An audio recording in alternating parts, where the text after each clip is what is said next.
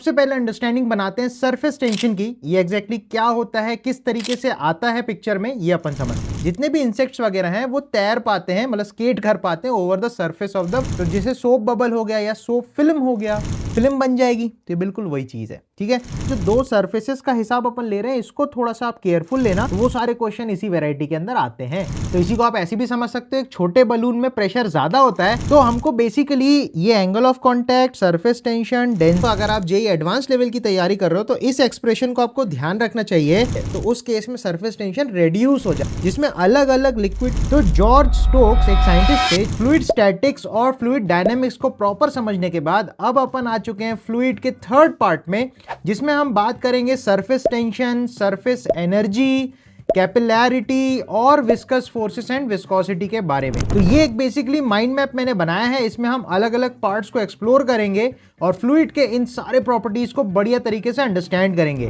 इसके अलावा डिस्क्रिप्शन में मैंने टाइम स्टैम्प्स भी दे रखे हैं, तो उन पर्टिकुलर टाइम में अगर आप क्लिक करोगे तो वहां जाके आप एक पर्टिकुलर कॉन्सेप्ट को अच्छी तरीके से सीख सकोगे। और बहुत सारे लोग यार चैनल के वीडियोस तो देखते हैं पर चैनल को सब्सक्राइब नहीं करते, तो प्लीज चैनल को सब्सक्राइब करो और अपने फ्रेंड्स तक भी पहुंचाओ ताकि मैं और अच्छे वीडियोस आपके लिए बना सकूं। सो इसी के साथ लेट्स गेट स्टार्टेड। तो सबसे पहले अंडरस्टैंडिंग बनाते हैं सरफेस टेंशन की। ये एग्जैक्टली क्या होता है, किस तरीके से आता है पिक्चर में, ये अपन समझते। तो सपोज एक ग्लास में या कहीं पे पानी रखा है और अपन उसका क्रॉस सेक्शनल व्यू देख रहे हैं, मतलब ऊपर से अगर देखोगे तो ऐसा दिखेगा, तो अपन साइड से देख रहे हैं तो साइड से हमें क्रॉस सेक्शन दिखेगा। सारे फ्लूइड के जो मॉलिक्यूल्स है वो हमें इस तरीके से प्रॉपर अरेंजमेंट में दिख रहे हैं और ये मूव करते रहते हैं कंटिन्यूअसली, क्योंकि हमको पता है फ्लूइड जो है वो किसी भी कंटेनर में डालने पे उसका शेप एक्वायर कर लेता है, राइट। अब इस स्टैटिक कंडीशन के अंदर अगर आप फ्लूइड के किसी भी एक मॉलिक्यूल को पकड़ोगे, सपोज मैंने इसको पकड़ा, तो इसको आप देख सकते हो यहां से एक बंदा खींच रहा होगा, यहां से एक बंदा खींच रहा होगा, यहां से एक बंदा खींच रहा होगा, यहां से खींच रहा होगा, ऐसे करके हर डायरेक्शन में 3D में आप सोच सकते हो कि उस मॉलिक्यूल को हर कोई हर तरफ से खींच रहा होगा, तो वो एक इक्विलिब्रियम कंडीशन में रहेगा, क्योंकि net sum of all the forces will be zero on that particle. ठीक है,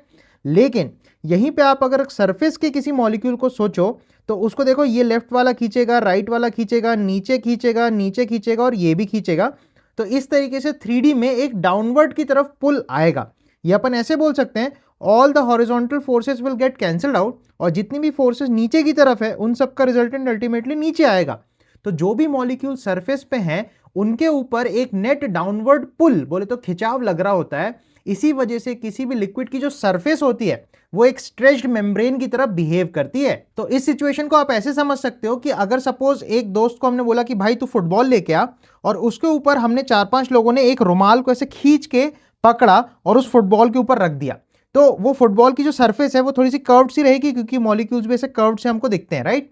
और जो रुमाल है वो खिंचे हुए मेम्ब्रेन की तरह हमें दिखेगा। तो बिल्कुल इसी तरीके से किसी भी फ्लूइड की जो सरफेस होती है, जनरली लिक्विड की जो सरफेस होती है, वैसे खिंचे हुए कंडीशन में रहती है। इसी को हम सरफेस टेंशन बोलते हैं। ये एक प्रॉपर्टी होती है जो कि फ्लूइड की सरफेस की प्रॉपर्टी होती है, तो इसीलिए इसका नाम सरफेस टेंशन रखा गया। तो इसी तरीके से आप देख सकते हो, अगर कहीं पे हमने पानी स्पिल कर दिया तो पानी जो है जनरली टेबल वेबल पे ऐसा स्फेरिकल सा शेप बना के बैठ जाता है, तो उसमें भी अगेन आप सोच सकते हो जितने भी लिक्विड के मॉलिक्यूल्स हैं इन सब के ऊपर एक नेट इनवर्ड फोर्स लगती है, जिसकी वजह से वैसा इकट्ठा होकर बैठना चाहता है। तो यहां से हम एक और प्रॉपर्टी ऑफ सरफेस टेंशन को समझ सकते हैं कि सरफेस टेंशन हमेशा किसी भी लिक्विड का जो सरफेस एरिया है उसको रिड्यूस कराने की टेंडेंसी रखता है, राइट। इसको अपन को समझना है। देन इसके बाद ये प्रॉपर्टी आती किस तरीके से है, तो इसको समझने के लिए हमें दो फोर्सेस को समझना पड़ेगा। ये है cohesive force and adhesive force. तो सबसे पहली चीज आपको नोटिस करनी है, जैसे कोहेसिव फोर्सेस के नाम में ही को आ रहा है, को का मतलब होता है सेम, जैसे आप पढ़ते हो को प्लेनार माने सेम प्लेन में, को लीनियर माने सेम लाइन में। इसी तरीके से को का मतलब यहां पे होता है, कोहेसिव में को का मतलब होता है सेम टाइप के पार्टिकल्स या सेम टाइप के मॉलिक्यूल्स के बीच में जो लगने वाली फोर्स होती है, that is called cohesive force. तो जैसे अपन इस लिक्विड के अंदर वाले पार्टिकल के बारे में सोचें तो उस पर कोहेसिव फोर्स हर तरफ से लग रही थी, इसलिए वो इक्विलिब्रियम कंडीशन में था। लेकिन जो ऊपर वाले सरफेस के मॉलिक्यूल है उस पे जो कोहेसिव फोर्स है वो सिर्फ नीचे नीचे साइड से ही लग रही थी, तो इसलिए नेट एक इनवर्ट पुल था due to these cohesive forces. Next आता है एडहेसिव। एडहेसिव जैसे ग्लू वगैरह के ऐड में, फेविकॉल के ऐड में आपने देखा है वो एडहेसिव लिखते हैं।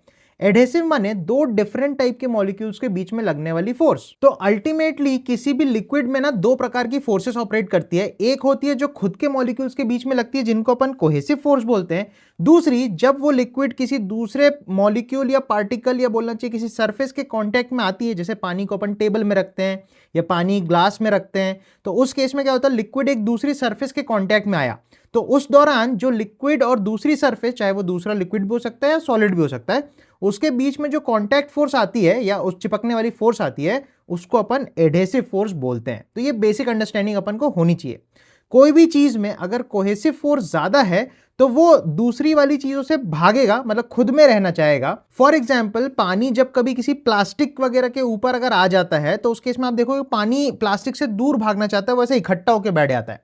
वेयरएज अगर हम बोले पानी जब हम कांच के ग्लास में रखते हैं तब आप देखोगे पानी हल्का सा चिपकता है उसके ग्लास में, तो अपन उस केस में बोलते हैं वहां एडेसिव फोर्सेस भी स्ट्रांग है as compare to cohesive force, तभी वो चिपक रहा है जाके। वेयरएज एक और एग्जांपल है, जैसे हम जब लिखते हैं तो हमारे पेन की जो इंक है वो पेपर से इसलिए चिपक जाती है क्योंकि वहां पे एडेसिव फोर्सेस ज्यादा स्ट्रांग है as compare to cohesive force. Cohesive force ink के मॉलिक्यूल्स के बीच में लग रहा होगा, परंतु एडेसिव फोर्स इंक और पेपर के बीच में लग रहा होगा, इसलिए एडेसिव फोर्स स्ट्रांग है, तभी वो पेपर में चिपक गया आपका इंक, और इसी कारण आप लिख पाए।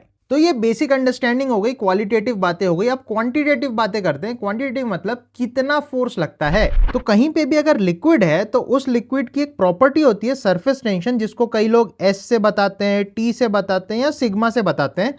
तो मैं क्लियर कर दूंगा जब भी मैं एक्सप्लेन करूंगा कि किसको अपन क्या बोल रहे हैं, ठीक है।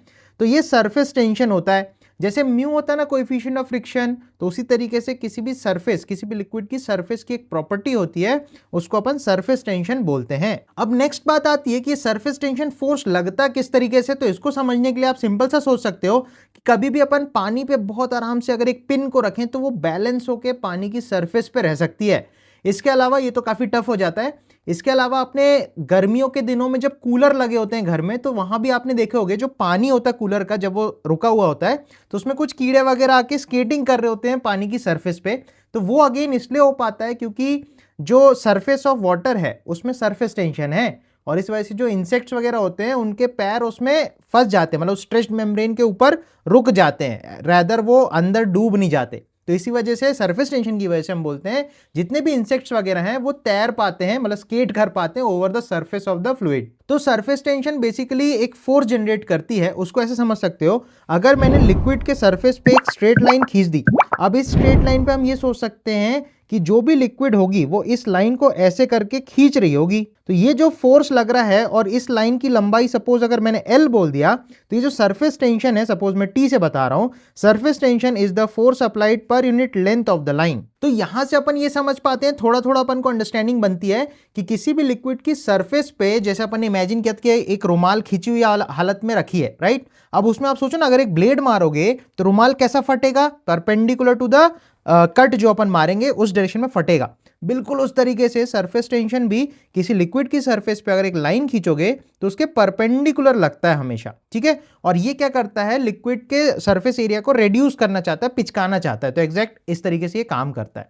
तो सरफेस टेंशन जो T है वो एक कांस्टेंट होता है, तो T की जो यूनिट होती है वो देखो न्यूटन पर मीटर हो जाती है। इसके अलावा अपन को जब भी क्वेश्चंस में पूछेगा कि सरफेस टेंशन फोर्स बताओ कितना लग रहा है, तो उस केस में सरफेस टेंशन इनटू लेंथ आप कर देना, जहां पे लेंथ जो होती है वो बाउंड्री की होती है, और वो बाउंड्री होती है किसी सॉलिड सरफेस और किसी लिक्विड के बीच में, जैसे मैं एग्जांपल्स में आपको दिखाने वाला हूं। तो फोर्स को अपन लिख सकते हैं सरफेस टेंशन इनटू लेंथ। एक और इंपॉर्टेंट बात इसमें ध्यान रखनी है, जैसे अपन एग्जांपल्स में भी देखेंगे। इसके अलावा अपन को एक और इंपॉर्टेंट बात इसमें ध्यान रखनी है कि किसी भी चीज की जो सरफेस है वो एक भी हो सकती है, वो दो भी हो सकती है। फॉर एग्जाम्पल, अगर आप एक लिक्विड का ड्रॉप इमेजिन करोगे तो अंदर पूरे में लिक्विड भरा है, राइट।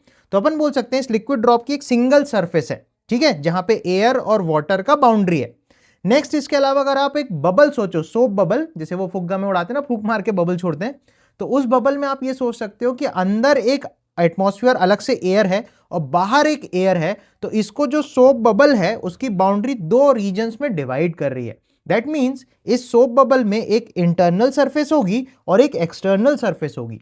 तो जैसे सोप बबल हो गया या सोप फिल्म हो गया, उन केसेस में दो सरफेसेस होती हैं, तो ये सरफेस टेंशन फोर्स भी दो गुना हो जाता है। तो इन सब पॉइंट्स को समझने के लिए कुछ एग्जांपल्स देखते हैं। तो इमेजिन करो मैंने एक बहुत छोटा सा सिक्के जैसा कॉइन टाइप का कुछ लिक्विड की सरफेस पे रखा, और जब ऊपर से मैं देख रहा हूं तो ये सिक्का काफी हल्का है, इसलिए वो लिक्विड की सरफेस पे थोड़ा सा डूब के तैर रहा है। तो टॉप व्यू जो है वो ऐसा कुछ दिखेगा और साइड व्यू अगर मैं बनाऊंगा सिक्के का तो वो कुछ ऐसा दिखेगा। तो साइड व्यू वाले केस में आप क्लियरली देख सकते हो कि सिक्का जो है इसने सरफेस को थोड़ा सा दबा दिया है, तभी ये बैलेंस हो रखा है, क्योंकि इस सिक्के का जो भी वेट होगा, दैट इज जो भी mg होगा, वो इसके साइड के यहाँ पे सरफेस टेंशन फोर्स जो लग रही है उससे बैलेंस हो रखा है। तो आप ऐसा सोच सकते हो, अगर ये सिक्का फ्लूइड की सरफेस पे रखा है और क्योंकि ये डूब गया है तो सिक्के के चारों तरफ जो पानी है वो इसको ऊपर की तरफ पुश कर रहा होगा। तो अपन सोच सकते हैं सरफेस टेंशन फोर्स जो है इसके बाउंड्री से पूरे सिक्के पे ऊपर की तरफ लग रहा होगा, ये सोच के कि ये 90 डिग्री यहाँ पे बना रहा है, ठीक है। अदरवाइज अगर कोई एंगल दिया हो, सपोज हमारे को अगर ऐसा कोई केस दे दे कि मान लो कोई बॉडी है और वहां पे जो लिक्विड है वो इस तरीके से डूबी है, ऐसे टेढ़ा डूबा हुआ है, तो यहाँ पे आप देख सकते हो जो सरफेस टेंशन फोर्स ऐसे टेंजेंशियल लग जाएगी। तो सरफेस टेंशन फोर्स को अगर मैं F बोल देता हूं तो ये पूरे पेरिफेरी ऑफ द कॉइन पे लगेगा, तो सर्कुलर शेप में लगेगा, मतलब ये ऐसे ऐसे ऐसे ऐसे आउटवर्ड की तरफ ये लगेगा पूरा फोर्स। तो इन दैट केस आप ये सोच सकते हो इस फोर्स के दो कंपोनेंट, एक हॉरिजॉन्टल एक वर्टिकल। तो इस फोर्स के सारे हॉरिजॉन्टल कंपोनेंट क्योंकि ऐसे ऐसे ऐसे बाहर की तरफ निकल रहे होंगे पूरे ऐसे गोल में, तो साइड वाले सारे कैंसिल हो जाएंगे हॉरिजॉन्टल वाले और वर्टिकल वाले बचेंगे। तो ये जितने भी फोर्स के वर्टिकल कंपोनेंट्स होंगे वही इसके वेट को बैलेंस आउट करेंगे। अब पॉइंट आता है कि अगर ये कॉइन है और इसकी रेडियस सपोज मैंने r दे दी है और इसका मास सपोज m है, और अगर यहाँ पे एंगल 0 डिग्री मतलब अपन बोल सकते हैं लिक्विड की सरफेस वर्टिकली है पूरा पूरा, तो सारी फोर्सेस ऊपर की तरफ ही लगेंगी, सही है। तो ऊपर वाले केस के लिए मैं पहले बता रहा हूँ, फिर नीचे जनरल केस को भी मैं बता रहा हूँ, ठीक है। तो ऊपर वाले केस में आप सोच सकते हो ये जो भी फोर्सेस लग रही है ये आपकी तरफ आ रही होंगी, राइट। तो जैसे अपन ने 10th क्लास में सीखा ना, मैग्नेटिक फील्ड में कोई फील्ड बाहर आ रही होती है तो उसको डॉट से बनाते हैं, तो वैसे ये फोर्स अगर बाहर की तरफ आ रही होगी तो सरफेस टेंशन फोर्स अगर आपको लिखना है, मैं फर्स्ट केस की बात कर रहा हूं, तो तब आप सरफेस टेंशन फोर्स को लिखोगे that will be surface tension of the liquid T जो भी होगा इनटू 2πr, क्योंकि ये सरफेस टेंशन फोर्स जो है बाउंड्री पे लगती है इसलिए अपन 2πr करके लेंगे। एंड क्योंकि जो नीचे लिक्विड है उसके ऊपर कॉइन का एक ही बाउंड्री बन रही है तो एक ही सरफेस अपन काउंट करेंगे, इसलिए सिंगल 2πr लेंगे। नेक्स्ट केस अगर इस वाले की बात करें तो इस केस में आप क्लियरली देख सकते हो कि जो फोर्स लग रही है वो सपोज वर्टिकल से थीटा एंगल पे लग रही है, तो अपन बोल देंगे ऊपर आएगा F cos थीटा, ठीक है। इसमें भी वही होगा, ये एंगल थीटा होगा क्योंकि सिमेट्री मेंटेन रहती है, ये भी F cos थीटा। तो हम बोलेंगे जो नेट फोर्स लगेगी वो टोटल F cos थीटा ही तो लगेगी भाई।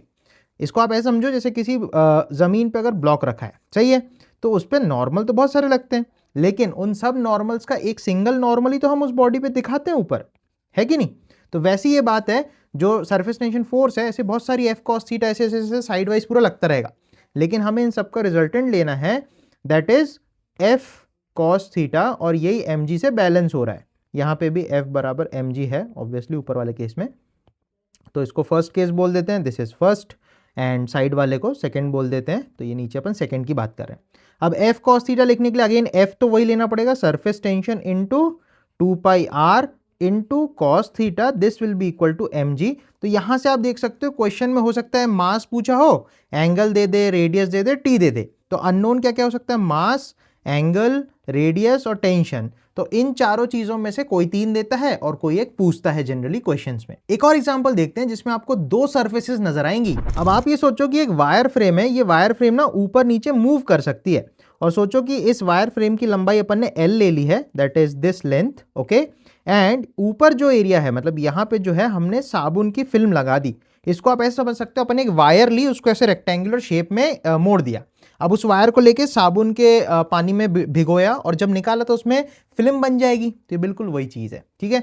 अच्छा, इसका सरफेस टेंशन अगर सपोज हमको T दे के रखा है तो अपन ये बोल सकते हैं कि जो भी ये वायर होगा अगर इसका मास छोटा सा m होगा तो इस वायर पे नीचे लग रही होगी mg, और अगर यहाँ पे इक्विलिब्रियम मेंटेन है तो इन दैट केस हम बोलेंगे सरफेस टेंशन फोर्स ऐसे ऐसे ऐसे करके ऊपर लग रही होगी, सही बात। तो उस केस में अगर मुझे सरफेस टेंशन फोर्स लिखना है तो फोर्स लिखने के लिए सरफेस टेंशन इनटू लेंथ लेनी पड़ती है।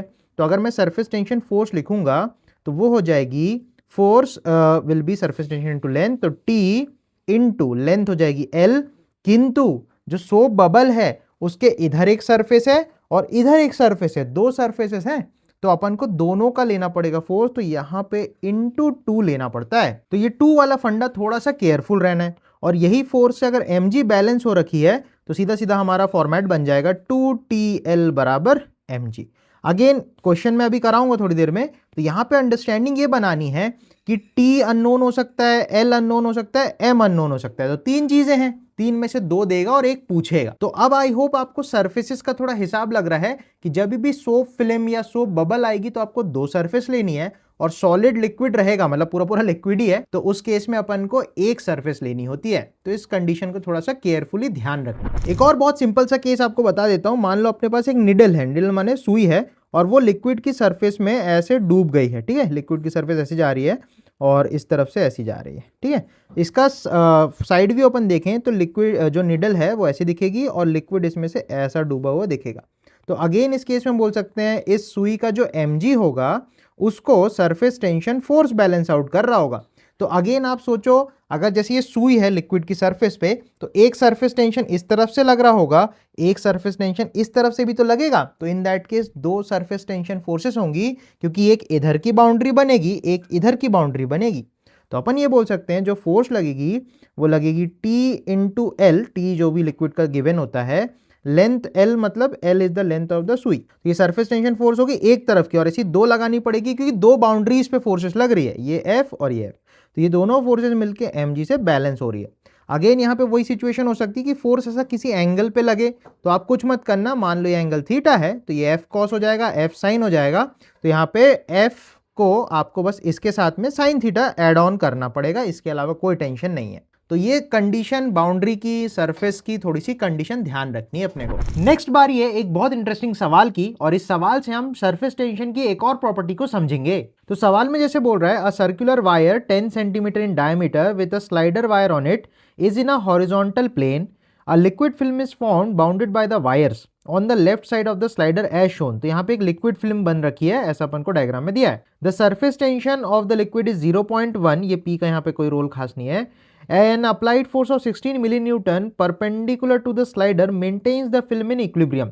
तो जब यहाँ पे 16 मिलीन्यूटन की फोर्स अपन लगाते हैं तो वो इस स्लाइडर वायर को इक्विलिब्रियम में रखता है। ठीक है, फिर बोल रहा है what can be the distance between point P and slider. Okay, यहाँ पे एक पॉइंट पी है, इससे ये डिस्टेंस अपन को एक्चुअली में फाइंड आउट करनी है। तो मेन मुद्दा ये है, आप समझो सबसे पहले ये सोप फिल्म है यहाँ पे, तो सोप फिल्म माने दो सरफेसेस होंगी तो दो सरफेस टेंशन फोर्सेस आएंगी, राइट। तो इसी में मैं थोड़ा सा गोदागादी करूंगा। अब सबसे पहले मान लो अगर सेंटर पॉइंट यहाँ पे है तो अपन ये बोल सकते हैं इसकी सेंट्रल लाइन कुछ ऐसी जाएगी। अब सेंट्रल लाइन अपन को पता चल गई, ठीक है। अब मैं ये बोल रहा हूं, मान लो पी पॉइंट से इस सेंटर की जो दूरी है वो क्या होगी भाई, वो तो रेडियस होगी, और ये जो दूरी है थोड़ी सी, इसको अपन x बोल देते हैं। ठीक है, अब इस वायर के इस पॉइंट को अपन सेंटर से अगर ज्वाइन कराते हैं तो आप ध्यान से देखोगे तो यहाँ पे एक आपको राइट एंगल ट्राइंगल ऐसा बनता हुआ नजर आएगा। ठीक है, अब इस पार्ट को आप समझो कि ये अगर वायर जो है जिस पार्ट में सोप फिल्म चिपकी है उसकी लेंथ अगर L है तो अपन बोल सकते हैं ये वाली लेंथ भाई L/2 हो जाने वाली है। सही है, ये x है, तो ये जो हाइपोटेन्यूज होगा, ये हाइपोटेन्यूज की वैल्यू हो जाएगी √L/2 का स्क्वायर प्लस x का स्क्वायर। सही बात। लेकिन मजेदार बात यह है कि सेंटर से ये जो दूरी है ये तो भाई अपनी रेडियस ही है, तो ये जो हाइपोटेन्यूज है ये बेसिकली रेडियस के बराबर हो जाएगी। और क्योंकि डायमीटर ऑफ द रिंग जो है वो 10 सेंटीमीटर है तो रेडियस 5 सेंटीमीटर हो जानी है। तो अपन सीधा सीधा एक लाइन ऐसे लिख सकते हैं, L/2 का होल स्क्वायर प्लस x का स्क्वायर इज इक्वल टू 5 का स्क्वायर। ये सब सेंटीमीटर में चल रहा है। सही है, तो मैं बेसिकली इस L के पीछे थोड़ा सा इसलिए पढ़ रहा हूं क्योंकि अपन को ये जानना है कि ये जो वायर की लंबाई यहाँ पे होगी उसी पे तो सरफेस टेंशन फोर्स लग रहा होगा। सही बात। तो सरफेस टेंशन फोर्स निकालने के लिए सरफेस टेंशन इनटू लेंथ लेनी पड़ेगी, इनटू 2 सरफेसेस भी लेनी पड़ेगी, इसलिए ये लेंथ की अपन को जरूरत है। ठीक है, अब थोड़ा सा अगर अपन मैथ्स लगाएं तो अपन को ये समझ में आ रहा है, इस वायर की लेंथ अगर L है तो इसमें जो सरफेस टेंशन फोर्स लग रही है वो हो जाएगी T, that is the surface tension, into length of the wire into 2।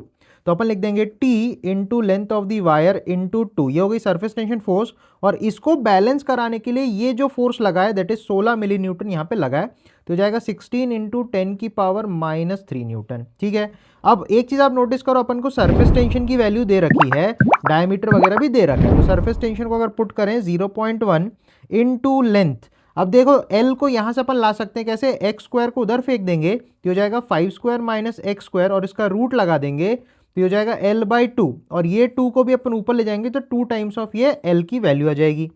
तो अपन लिख सकते हैं L की वैल्यू को 2 टाइम्स ऑफ अंडर रूट में 5 5 25 minus x square into 2 equal 16 into 10 की पावर -3। सही है, थोड़ा सा काटापीटी अपन को करना पड़ेगा। 2 जा 4, 4 जा 16 बन जाएगा। देन इसको आप 10 की पावर -1 सोच सकते हो, और 10 की पावर -3 से एक पावर कैंसिल आउट हो जाएगी, तो अपन ये बोल सकते हैं 10 की पावर -1 कटेगा और 10 की पावर -1 कट के -2 बचेगा। सही है, तो अपने पास अल्टीमेटली आएगा अंडर रूट में 25 minus x square is equal to 4 into 10 की पावर -2। तो अल्टीमेटली अगर यहां से आप x के लिए सॉल्व करोगे तो x की वैल्यू 3 सेंटीमीटर निकल के आएगी। तो अब मुद्दे की बात यह है, अगर हमारे पास x की वैल्यू 3 आ रही है, मतलब हमारे पास ऐसी दो पोजीशंस पॉसिबल है जहां पे वायर को हम इक्विलिब्रियम में रख सकते हैं इतनी फोर्स लगा के। ये कैसे पॉसिबल है समझते हैं।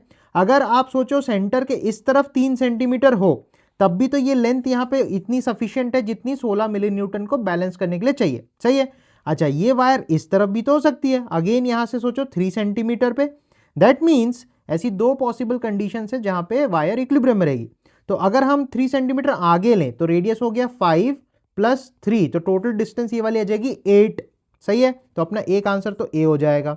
नेक्स्ट, अगर 3 सेंटीमीटर पीछे तरफ है, मतलब ये 3 है और ये पूरा 5 है, तो P से जो दूरी हो जाएगी 5 - 3 दैट इज 2 सेंटीमीटर। तो अपन बोलेंगे बी ऑप्शन भी एक करेक्ट आंसर है। तो इस प्रॉपर क्वेश्चन के दो करेक्ट आंसर हमको मिलेंगे, that is A option and B option. तो इस क्वेश्चन में मैं आपसे फिर से बोलूंगा, यहाँ पे जो दो सरफेसेस का हिसाब अपन ले रहे हैं इसको थोड़ा सा आप केयरफुल लेना, क्योंकि जब भी सॉफ्ट फिल्म वगैरह बोलता है तो वहां पे हमारे पास दो सरफेसेस होती हैं, तो दो सरफेस टेंशन फोर्सेस भी लगेंगी। एक और धांसू सवाल अपन देखते हैं जिससे थोड़ी और अंडरस्टैंडिंग बेटर होगी। तो सवाल में जैसे बोल रहा है, a container of with 2a is filled with a liquid, a thin wire of weight per unit length 2 is gently placed over the liquid surface in the middle of the surface as shown in the figure. As a result, the liquid surface is depressed by a distance y a से बहुत ज्यादा छोटा है, तो determine the surface tension of the liquid. तो सबसे पहला point इसमें होना चाहिए, अगर हम एक छोटी सी वायर रख देंगे तो हमको ये वायर एक्चुअली ऐसे दिख रही है। आप देखो ये है तो पूरी पूरी पेन, लेकिन जब आप ऐसे देख रहे हो तो एक बिंदी दिख रही है, तो सिमिलरली उस वायर का हमको एक क्रॉस सेक्शन बिंदी जैसा दिख रहा है। ठीक है, वायर लंबाई में है, अंदर की तरफ ऐसी गई हुई है। ठीक है, तो अपन को समझना ये वायर अगर यहाँ पे है तो इस पे mg लग रहा होगा, उस mg को ऐसी सरफेस टेंशन फोर्सेस ने बैलेंस करके रखी होगी। सही है, थोड़ा सा मैं डायग्राम बना लेता हूँ। तो इस वायर पे मैं बोल सकता हूँ नीचे लग रही होगी इसका वेट दैट इज mg, और साइड में हम बोल सकते हैं एक फोर्स इधर आ रही होगी और एक फोर्स इस तरफ से आ रही होगी। ठीक है, अब इसके बाद एक चीज नोटिस करो, आपने वर्टिकल से एंगल थीटा दिया है, तो हम ये बोल सकते हैं यहाँ पे वर्टिकल से ये एंगल अपने पास थीटा है। तो अगर मैं बोल रहा हूँ सरफेस टेंशन फोर्स F लग रही होगी, तो आप सिंपल सोच सकते हो ऊपर आएगा F cos थीटा, इधर पे भी आएगा F sin थीटा। तो साइन वाले दोनों तो कैंसिल आउट हो जाएंगे क्योंकि हॉरिजॉन्टल वाले अल्टी पल्टी कैंसिल कर जाएंगे, और वर्टिकल में अपने पास बचेगी F cos थीटा। सही बात। तो यहां अपन क्लियरली देख सकते हैं उस वायर के दो सरफेस से दो सरफेस टेंशन फोर्सेस आने वाली हैं, जैसा अपन ने पहले भी एग्जांपल में देखा है। तो अपन बोलेंगे एक फोर्स इस वाले साइड से आएगी, एक फोर्स इस वाले साइड से आएगी। तो इस फोर्स का एक कंपोनेंट F cos थीटा, इस फोर्स का एक कंपोनेंट F cos थीटा ऊपर की तरफ आएगा, राइट। तो टोटल ऊपर की तरफ हमको 2F cos थीटा मिलेगा, और ये 2F cos थीटा ही mg को बैलेंस आउट करेगा। सही बात। तो अपन बोलेंगे 2F cos theta must be equal to m into g. अब नेक्स्ट इसमें जो फोर्स की वैल्यू है वो basically surface tension into length of the wire हो जाएगी। तो अपन लिख सकते हैं 2 टाइम्स सरफेस टेंशन मान लो T है into length of the wire L है इंटू cos थीटा बरोबर mg। अब अपन को एक चीज नोटिस करो, यहाँ पे दिया है thin wire of weight per unit length 2, मतलब mg डिवाइडेड बाय लेंथ की वैल्यू अपन को 2 दे रखी है, तो इस L को आप नीचे फेंक दोगे तो वेट पर यूनिट लेंथ बन जाएगी। तो यहां से हमको सिंपली ये समझ में आता है कि ये 2t cos थीटा बराबर mg बाय L, उसको अपन 2 रख सकते हैं, ऐसा क्वेश्चन में गिवन है। नेक्स्ट इंपॉर्टेंट बात अपन को अब समझनी है, हमको y के टर्म्स में आंसर देना है, क्योंकि क्वेश्चन में जो है वो y दिया हुआ है और सेंटर से ये जो दूरी है ये a दे रखी है, ताकि ये जो पूरी दूरी है ये 2a बन जाए। ठीक है, तो y और a के टर्म्स में हमको कुछ आंसर का जुगाड़ करना है इस सवाल में। तो सबसे पहले हम इस ट्राइंगल को यहाँ पे बना लेते हैं, ये जो ट्राइंगल यहाँ पे दे रखा है, राइट। तो यहाँ पे हमको ये समझ में आ रहा है कि भाई ये एंगल तो थीटा हो गया, ये वाली हाइट y हो गई अपने पास ये वाली, और ये तो अपने पास a गिवन है। तो इसका हाइपोटेन्यूज क्या होगा, होगा under root of y square plus a square. सही बात। अब अपन को ये समझना है cos थीटा कैसे लिख सकते हो। cos क्या होता है, बेस अपॉन हाइपोटेन्यूज। तो cos की अगर मैं वैल्यू सब्स्टिट्यूट करूँ तो अपन लिखेंगे 2t cos थीटा हो जाएगा y upon under root y square plus a square बरोबर 2। अब यहाँ पे थोड़ा सा अपन को लॉजिक लगाना है। देखो 2 से 2 कैंसिल हो जाएगा तो यहाँ पे 1 बच जाएगा। देन नीचे देखो डिनोमिनेटर में अपन को क्या दिया है, y a से बहुत छोटा है, तो y का स्क्वायर जो है वो भी a से काफी ज्यादा छोटा होगा, तो अल्टीमेटली इसको नेग्लेक्ट अगर करो, दैट इसको जीरो मानो, तो अंडर रूट में a स्क्वायर बचेगा which will be a only. तो अल्टीमेटली यहां से हमारे पास मिलेगा t इंटू वाई अपॉन ए बराबर 1। तो यहां से अगर हम सरफेस टेंशन की वैल्यू निकाले तो यहां आंसर लिख रहा हूं, तो सरफेस टेंशन आ जाएगा a अपॉन वाई। तो इस क्वेश्चन को करने का जो आइडिया है वो आई होप आपको समझ में आएगा। आंसर अटपटा है, उसमें आप टेंशन मत लो क्योंकि क्वेश्चन इस टाइप का था। तो मॉरल ऑफ द स्टोरी ये है, जब भी इस टाइप के सवाल आए तो सबसे पहले आपको ये समझना है निडल है कि वायर है कि रिंग है कि डिस्क है कि क्या है। नेक्स्ट कितने सर्फेसेस हैं या इसके अलावा कितनी फोर्सेस लग रही है। जैसे वायर के केस में, निडल के केस में हमने देखा था दो तरफ से दो फोर्स लगती है, तो वही चीज यहां पे अपन को देखने को मिली कि 2 times of F cos theta होगा, ना कि एफ कॉस थीटा लोन। तो ये एक समझ में आती है बात। दूसरी, थोड़ा सा अपन को यहाँ पे जुगाड़ लगाना पड़ सकता है कि अगर कोई हमको कंडीशन दी है, लाइक यहाँ पे y is very much less than a दिया हुआ था, तो उसका फायदा उठाना पड़ेगा क्वेश्चन में। तो आप बेसिक से चलो, आपको ऐसे हर क्वेश्चन सॉल्व करने में कोई परेशानी नहीं आने वाली है। तो इस पार्ट से तो सवाल जो आते हैं वो ऐसे फोर्स बैलेंस के ही मोस्टली आते हैं। नेक्स्ट पार्ट पे अपन चलते हैं जहां हम एनर्जी का एनालिसिस करेंगे। तो अब इस पार्ट में अपन सरफेस टेंशन को एज अ सरफेस एनर्जी के फॉर्म में भी देखने वाले हैं कि जब नई सरफेस फॉर्म होती है या कोई सरफेस डिस्ट्रॉय होती है तो उस केस में भी एनर्जी का लेन देन होता है। तो ये कैसे करके होता है ये थोड़ा अपन समझते हैं। तो सबसे पहले ये समझो कि हमारे पास अगेन एक वायर फ्रेम है और उसमें एक स्लाइडिंग वायर है, रेड कलर की मैंने बना रखी है। तो ये जो स्लाइडिंग वायर होती है ये आगे पीछे खसक सकती है, ठीक है। अब अपन ने बोला यहाँ पे एक सोप फिल्म अपन ने बना रखी है जिसकी सरफेस टेंशन की वैल्यू सपोज टी गिवन है, और ये जो वायर है रेड वाली इसकी लेंथ सपोज एल गिवन है, ठीक है। अब अगर मैं ऐसा सोचूं कि मैंने इस वायर को थोड़ा सा dx नीचे खसकाया, तो अपन देख सकते हैं कि ये जो वायर है इसकी नई पोजीशन यहां पर आ जाएगी, और आप ये समझोगे कि भाई यहां पे एक थोड़ी सी नई सरफेस क्रिएट हुई। और इंटरेस्टिंग बात, एक नहीं जबकि दो सरफेसेस क्रिएट हुई हैं, क्योंकि ये सोप बबल है, एक सामने की सरफेस और एक पीछे की सरफेस, दो न्यू सरफेसेस क्रिएट हुई हैं। तो इन सरफेसेस को क्रिएट करने में कुछ ना कुछ वर्क डन लगा होगा, क्योंकि हमने इस वायर को नीचे खसकाया। तो हम बोलते हैं ये जो वर्क हुआ है यही इस नई सरफेस में एज अ सरफेस एनर्जी के फॉर्म में स्टोर हो जाती है। तो जो भी वर्क एक सरफेस को बनाने में लगता है वो उस सरफेस में as a potential energy store हो जाती है, इलास्टिक पोटेंशियल एनर्जी टाइप की होती है। तो इसी को अपन सरफेस एनर्जी बोलते हैं, ठीक है। अब यहां पे समझना है अपन को ये वर्क डन कैसे लिखें। तो वर्क डन के लिए आप सोचो, इस वायर पे अगर पूरे time surface tension force suppose F लग रही थी, तो हम सिर्फ सरफेस टेंशन फोर्स का वर्क डन चाहते हैं, मतलब जितनी सरफेस टेंशन फोर्स लग रही थी उतनी ही इक्वल एंड अपोजिट फोर्स हमने लगाई और थोड़ा सा उसको dx डिस्प्लेस कर दिया। तो इस dx डिस्प्लेस करने में जो वर्क डन हमें इस सरफेस टेंशन फोर्स के अगेंस्ट में करना पड़ा वही तो पोटेंशियल एनर्जी में स्टोर हुई। तो हमारी फोर्स F के ही बराबर है, that is surface tension force into displacement हो जाएगा dx। तो ये जो है ये छोटी सी पोटेंशियल एनर्जी के फॉर्म में स्टोर हो जाएगी। मान लो du इज द छोटी सी पोटेंशियल एनर्जी और ये हमने छोटा सा वर्क dw लिखा। लेकिन यहां पे क्योंकि दो नई सरफेसेस फॉर्म हुई है तो हमें इसको इंटू 2 भी करना है। तो कुल मिला के हमारा फॉर्मेट बन गया F इंटू dx इंटू 2 बराबर du। अब अगर अपन इस सरफेस टेंशन फोर्स को लिखें तो अपन लिख सकते हैं 2 times of surface tension force की वैल्यू होती है surface tension into length of the wire into dx बराबर du। अब अगर थोड़ा मन की आंखों से आप देखो तो L इंटू dx जो टर्म है ये क्या है, देखो L इज द लेंथ और dx इज द चौड़ाई। तो यहां से हमें इस पूरे नए जो रेक्टेंगल फॉर्म हुआ है इसका एरिया मिल रहा है, तो ये छोटा सा एरिया A है। और 2 टाइम्स लगने से ये हमको बता रहा है कि दो नए एरियाज क्रिएट हुए हैं।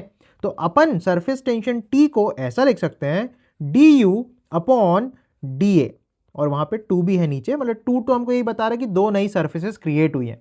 तो इसको आप ऐसे सोचो, surface tension is also definable as change in potential energy of the system upon total new surface area created और डिस्ट्रॉयड, ऐसा भी हो सकता है, ठीक है। तो इसको फॉर्मेट को हमको ऐसे याद रखना है, सरफेस टेंशन T को आप लिख सकते हो change in potential energy upon change in total area. और इसमें से बहुत शानदार शानदार क्वेश्चंस बनते हैं, जैसे आपको मालूम भी होगा कि बोलता है कि हमारे पास कुछ ड्रॉप्स थी वाटर की, वो इकट्ठा होकर एक बड़ी ड्रॉप बन गई, तो बताओ कितनी एनर्जी रिलीज हुई। या बोलेगा एक बड़ी ड्रॉप को हमने कुछ ड्रॉप्स में काटा, तो बताओ कितना वर्क डन करना पड़ेगा या कितनी एनर्जी इन्वॉल्व होगी। तो वो सारे क्वेश्चन इसी वैरायटी के अंदर आते हैं। इसके अलावा ऐसे भी क्वेश्चन आ सकते हैं, मान लो कि हमारे पास क्वेश्चन बोलेगा एक बलून था, उसका कुछ रेडियस था सपोज r, उस बलून को हमने फुलाया तो ये और बड़ा हो गया। अब जो इस बलून की नई रेडियस है वो कुछ है, सपोज आर डैश उसने दे दी, तो हमको बोलेगा कितना वर्क डन करना पड़ा। तो अगेन यहाँ पे अपन बोलेंगे surface tension of the balloon जो भी होगा, मान लो टी, वो होगा total change in potential energy upon total change in area, मतलब final area 4 pi R dash का square minus initial area 4 pi R square. तो ये डेल्टा ए आप नीचे रखोगे तो यहाँ से डेल्टा यू आ जाएगी। तो डेल्टा यू की जो वैल्यू होगी वही तो वर्क डन थी, जितना काम करोगे उतना ही पोटेंशियल के फॉर्म में स्टोर होगा। ये आइडिया है बेसिकली, ठीक है। तो ऐसे करके भी क्वेश्चंस बनते हैं। कुछ इसके बहुत इंटरेस्टिंग सवाल अपन देखते हैं। तो इस सवाल में अपन से बोल रहा है अगर हमारे पास एक वाटर का ड्रॉप है जिसका सरफेस टेंशन टी है, ये स्फीयर के शेप में है और इसकी रेडियस कैपिटल आर है, तो क्वेश्चन में बोलता है अगर हमको इसको 27 छोटे छोटे ड्रॉपलेट्स में काटना है तो अपन को कितना वर्क डन करना पड़ेगा। तो इस वैरायटी के सवाल जब भी आए तो आपको simply change in the surface area निकालना है। तो अगर मैं बोलूं कि यार फाइनल केस में सरफेस एरिया कितना हो जाएगा, तो उसके केस में 27 इंटू 4 पाई छोटू आर स्क्वायर लिखना पड़ेगा। छोटू R is the radius of smaller drops. अब मुद्दा यह कि छोटू आर तो है नहीं, तो सबसे पहला स्टेप हमको यहाँ पे करना है वॉल्यूम कंजर्वेशन। वॉल्यूम कंजर्वेशन माने शुरू में जितना वॉल्यूम था बाद में भी सबका वॉल्यूम मिला के तो सेम ही होना चाहिए। तो अगर वॉल्यूम कंजर्वेशन लगाते हैं तो उससे अपन को पता चलेगा कि 4/3 pi R cube must be equal to 27 times of 4/3 pi small R cube. तो यहां से आप देख सकते हो 4/3 पाई कैंसिल हो जाएगा, दोनों तरफ क्यूब रूट लोगे तो capital R is equal to 3 times of small R आ जाएगा। तो यहां से स्मॉल आर की वैल्यू कैपिटल आर बाय 3 मिल जाती है, एकदम इजी। तो ये वॉल्यूम कंजर्वेशन वाली स्टेप को थोड़ा सा दिमाग में रखना कि ऐसे ड्रॉप वाले क्वेश्चन जब भी आते तो वॉल्यूम कंजर्वेशन से स्मॉल आर या कैपिटल आर के बीच में रिलेशन मिलता है। तो ये हो गया फाइनल एरिया अपन ने लिख लिया है। अब इनिशियल एरिया क्या था, तो वो था 4 पाई कैपिटल आर का स्क्वायर। तो डेल्टा ए निकालो, delta A will be final area minus initial area. तो 4 पाई तो कॉमन चले जाएगा, फाइनल एरिया हो जाएगा 27 ऑफ स्मॉल आर स्क्वायर। तो स्मॉल आर को अपन कैपिटल आर बाय 3 लिखेंगे, तो कैपिटल आर का स्क्वायर अपॉन 3 का स्क्वायर तो 9 हो जाएगा माइनस कैपिटल आर का स्क्वायर। तो यहाँ से आप देखोगे सिंपली 9 1 जा 9 3 जा 27, तो ये बन जाएगा 3 R square minus R square. तो 3 में से 1 गया तो 2 बचेगा, तो 2 आर स्क्वायर आ जाएगा। तो डेल्टा ए सिंपली अपने पास आ जाएगा 8 पाई आर स्क्वायर। तो यहां से हमको अगर डेल्टा यू लाना है तो delta U T into delta A हो गया, सही है। तो सरफेस टेंशन टी था, delta A 8 pi R square हो गया। तो यही इस क्वेश्चन का आंसर है कि इतना वर्क हमको लगेगा इस बड़ी ड्रॉप को छोटी ड्रॉप में तोड़ने के लिए। एक और इंटरेस्टिंग बात है, आप देखो ये चीज पॉजिटिव में आ रही है क्योंकि चेंज इन एरिया पॉजिटिव है। जब आप एक बड़ी चीज को कट आउट करते हो तो उसके नए एरियाज क्रिएट होते हैं। इसको ऐसे समझो, अगर एक आलू था, ठीक है, उसको आपने बीच से काटा, ऐसे 2 पीस हो गए, तो ये जो 2 नई सर्फेसेस आई तो सरफेस एरिया इंक्रीज हुआ। तो जब भी हम किसी चीज को कट करते हैं तो उसका सरफेस एरिया इंक्रीज होता है, और सरफेस एरिया इंक्रीज होने से अपन बोल सकते हैं एनर्जी पॉजिटिव में आती है। दैट मीन्स हमें एनर्जी सप्लाई करनी पड़ेगी या कुछ वर्क करना पड़ेगा, तब ये प्रोसेस हो पाएगी। अगर किसी में हम बोलते हैं कि काफी सारी ड्रॉप्स जो है वो इकट्ठा होकर एक बड़ी ड्रॉप बन रही है, तो उस केस में सरफेस एरिया रेड्यूस हो रहा है, तो फाइनल एरिया इनिशियल एरिया से कम होगा, तो ये डेल्टा ए जो है वो नेगेटिव में आएगा। तो इससे हमको ये पता लगता है कि अगर चीजें मिलके एक बड़ी ड्रॉप वगैरह बने तो उस केस में एनर्जी रिलीज होगी क्योंकि वो नेगेटिव में आ रही है। तो ये एक एक्सोथर्मिक प्रोसेस होगी। इसलिए आप देखोगे कभी भी जो बूंदें हैं वो इकट्ठा होना चाहती हैं, क्योंकि उस केस में एनर्जी रिलीज होती है तो सिस्टम स्टेबल बनता है, इसलिए बूंदें आपस में मिल जाती हैं। लेकिन उनको काटना मुश्किल काम है क्योंकि अपन को वहां पे वर्क करना पड़ेगा उनको तोड़ने के लिए। तो ये आइडिया है बेसिकली। तो इस नेक्स्ट सवाल में हमसे बोला है कि हमारे पास एक बलून है, उसको अपन ने इनिशियली 10 सेंटीमीटर के रेडियस से फुला के 20 सेंटीमीटर के रेडियस के बराबर कर दिया। इसकी सरफेस टेंशन हमें सिग्मा के फॉर्म में दे रखी है, this is surface tension T only, ठीक है। तो हमको क्वेश्चन में पूछ रहा है कितना वर्क डन करना पड़ेगा इसके सरफेस एरिया को इंक्रीज करने के लिए, ठीक है। तो अगेन फंडा वही रहेगा, हमको ये समझना है टी को हमने डिफाइन किया delta U upon delta A. तो वर्क डन मतलब delta U will be the work done, तो उसको आप लिखोगे टी इंटू डेल्टा ए। तो surface tension into change in area is the work done और पोटेंशियल एनर्जी स्टोर्ड और रिलीज्ड ड्यूरिंग द प्रोसेस।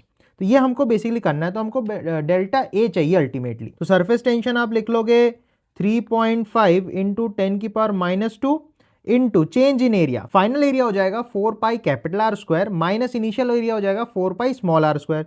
तो मैं 4 पाई को कॉमन ले लेता हूं बाहर ही, ठीक है।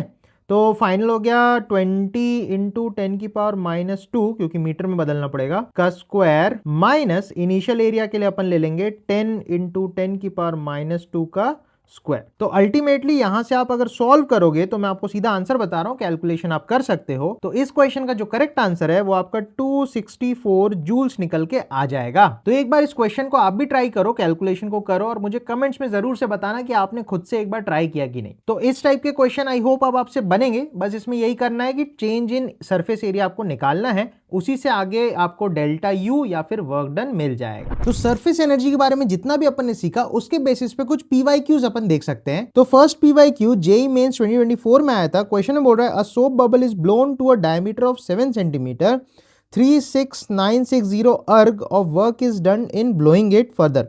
If surface tension of soap solution is इतना, then the new radius is in centimetre कितना। तो आप एक चीज नोटिस करो, सब चीज यहाँ पे सीजीएस यूनिट में दे रखी है। तो अपन को ये पता है सरफेस एनर्जी जो होती है वही अपना वर्क डन होता है। तो work done in inflating a balloon अपन ने पढ़ा था, तो उसको अपन लिखते हैं surface tension into change in surface area. और क्योंकि यहाँ पे सोप बबल है तो दो सरफेसेस होंगी, एक अंदर की और एक बाहर की, तो इनटू 2 अपन को करना पड़ेगा। तो जो सरफेस एनर्जी होती है उसको अपन surface tension into change in surface area करके लिख सकते हैं। और उतना ही अमाउंट ऑफ वर्क डन हमको करना पड़ता है जब हम किसी सोप बबल या किसी बलून को फुलाते हैं, राइट। तो जो भी change in surface area into surface tension होती है वही हमारा चेंज इन सरफेस एनर्जी हो जाती है या फिर वर्क डन हो जाता है। तो यहाँ पे अगर हमें वर्क डन कैलकुलेट करना है तो सरफेस टेंशन T ले लेते हैं into 2 into change in surface area, तो 4 पाई आर फाइनल का स्क्वायर माइनस आर इनिशियल का स्क्वायर करना पड़ेगा। तो यहाँ पे आप देख सकते हो ये वर्क डन अपन को दे रखा है 36960 is equal to surface tension, अपन सब सीजीएस में ही लेते हैं क्योंकि सब कुछ सीजीएस में है, तो left equal to right in CGS units, ठीक है। इंटू 2 इंटू 4 पाई को उसने बोला 22/7 ले लो, तो 22/7 ले लो। आर फाइनल रेडियस ही अपन को निकालनी है और इनिशियल उसका डायमीटर देखो 7 दिया है, तो इनिशियल रेडियस कितना हो जाएगा, तो आर फाइनल का स्क्वायर माइनस इनिशियल रेडियस हो जाएगा 7/2 का होल स्क्वायर। तो यहां से अगर आप आर फाइनल कैलकुलेट कर लोगे बहुत इजीली निकल के आएगा, तो वो 7 सेंटीमीटर आ जाता है। तो अगेन इसी फंडे पे एक और पीवाईक्यू आया, ये भी 2024 में ही आया हुआ है। इस सवाल में जैसे बोल रहा है small liquid drop of radius R is divided into 27 identical liquid drops. एक बड़ी लिक्विड ड्रॉप को 27 ड्रॉपलेट्स में काटा गया है। If the surface tension is T, तो वर्क डन कितना होगा। अगेन वर्क डन अपन कैसे लिखते हैं भाई, वर्क डन लिखते हैं surface tension into change in surface area, और क्योंकि ये ड्रॉप है तो ड्रॉप में एक ही सरफेस होती है, तो इनटू अब 1 कर देंगे, तो सरफेस टेंशन टी हो जाएगा, right. Change in surface area हो जाएगा 4 पाई आर फाइनल का स्क्वायर माइनस आर इनिशियल का स्क्वायर, लेकिन ऐसे 27 ड्रॉपलेट्स हो रहे हैं तो 27 टाइम्स आर इनिशियल का स्क्वायर अपन को करना पड़ेगा यहाँ पे। अब यहाँ पे रेडियस निकालने के लिए याद करो अपन क्या वॉल्यूम कंजर्वेशन करते थे, तो अपन लिखेंगे शुरू में वॉल्यूम 4/3 पाई आर क्यूब था और बाद में 27 into 4/3 pi small R cube हो गया। तो यहाँ से आप देखो 4/3 पाई कटेगा, तो capital R is equal to 3 times of small R आ जाएगा, क्योंकि 27 का क्यूब रूट तो 3 होता है, राइट। तो ये चीज़ आ गई अपने पास। अब कुछ नहीं करना, ये जो स्मॉल आर यहाँ बैठा है इसको कैपिटल आर डिवाइडेड बाय 3 करके आप लिख सकते हो। तो जो वर्क डन निकल के आएगा, सिंपली वर्क डन आ जाएगा 4 pi T into R final का square that is R square minus 27 into R initial का square that is capital R square by 3 का स्क्वायर, तो 9 हो जाएगा। तो 9 3 27 हो जाएगा। तो आप नोटिस करोगे 1 - 3 विल बी 2 एंड 4 2 8। तो वर्क डन जो आएगी, वर्क डन इस केस में आएगी 8 pi T R square with a minus है। तो ऑप्शंस में अगर आप देखोगे तो बॉम्बे ऑप्शन इसका करेक्ट आंसर हो जाएगा। तो इस फॉर्मेट ऑफ क्वेश्चंस को अपन को समझना है कि एक बूंद को मल्टीपल बूंद्स में तोड़ा, या मल्टीपल बूंद्स जुड़ के एक भी बन सकती है, या एक साइज का बलून या बबल था उसको फुला के बड़ा किया गया है। तो इस वैरायटी के सभी सवालों में एक ही फॉर्मूला यूज होता है, वो ये वाला है, दैट इज सरफेस एनर्जी या work done is equal to surface tension into change in surface area into number of surfaces involved, ठीक है।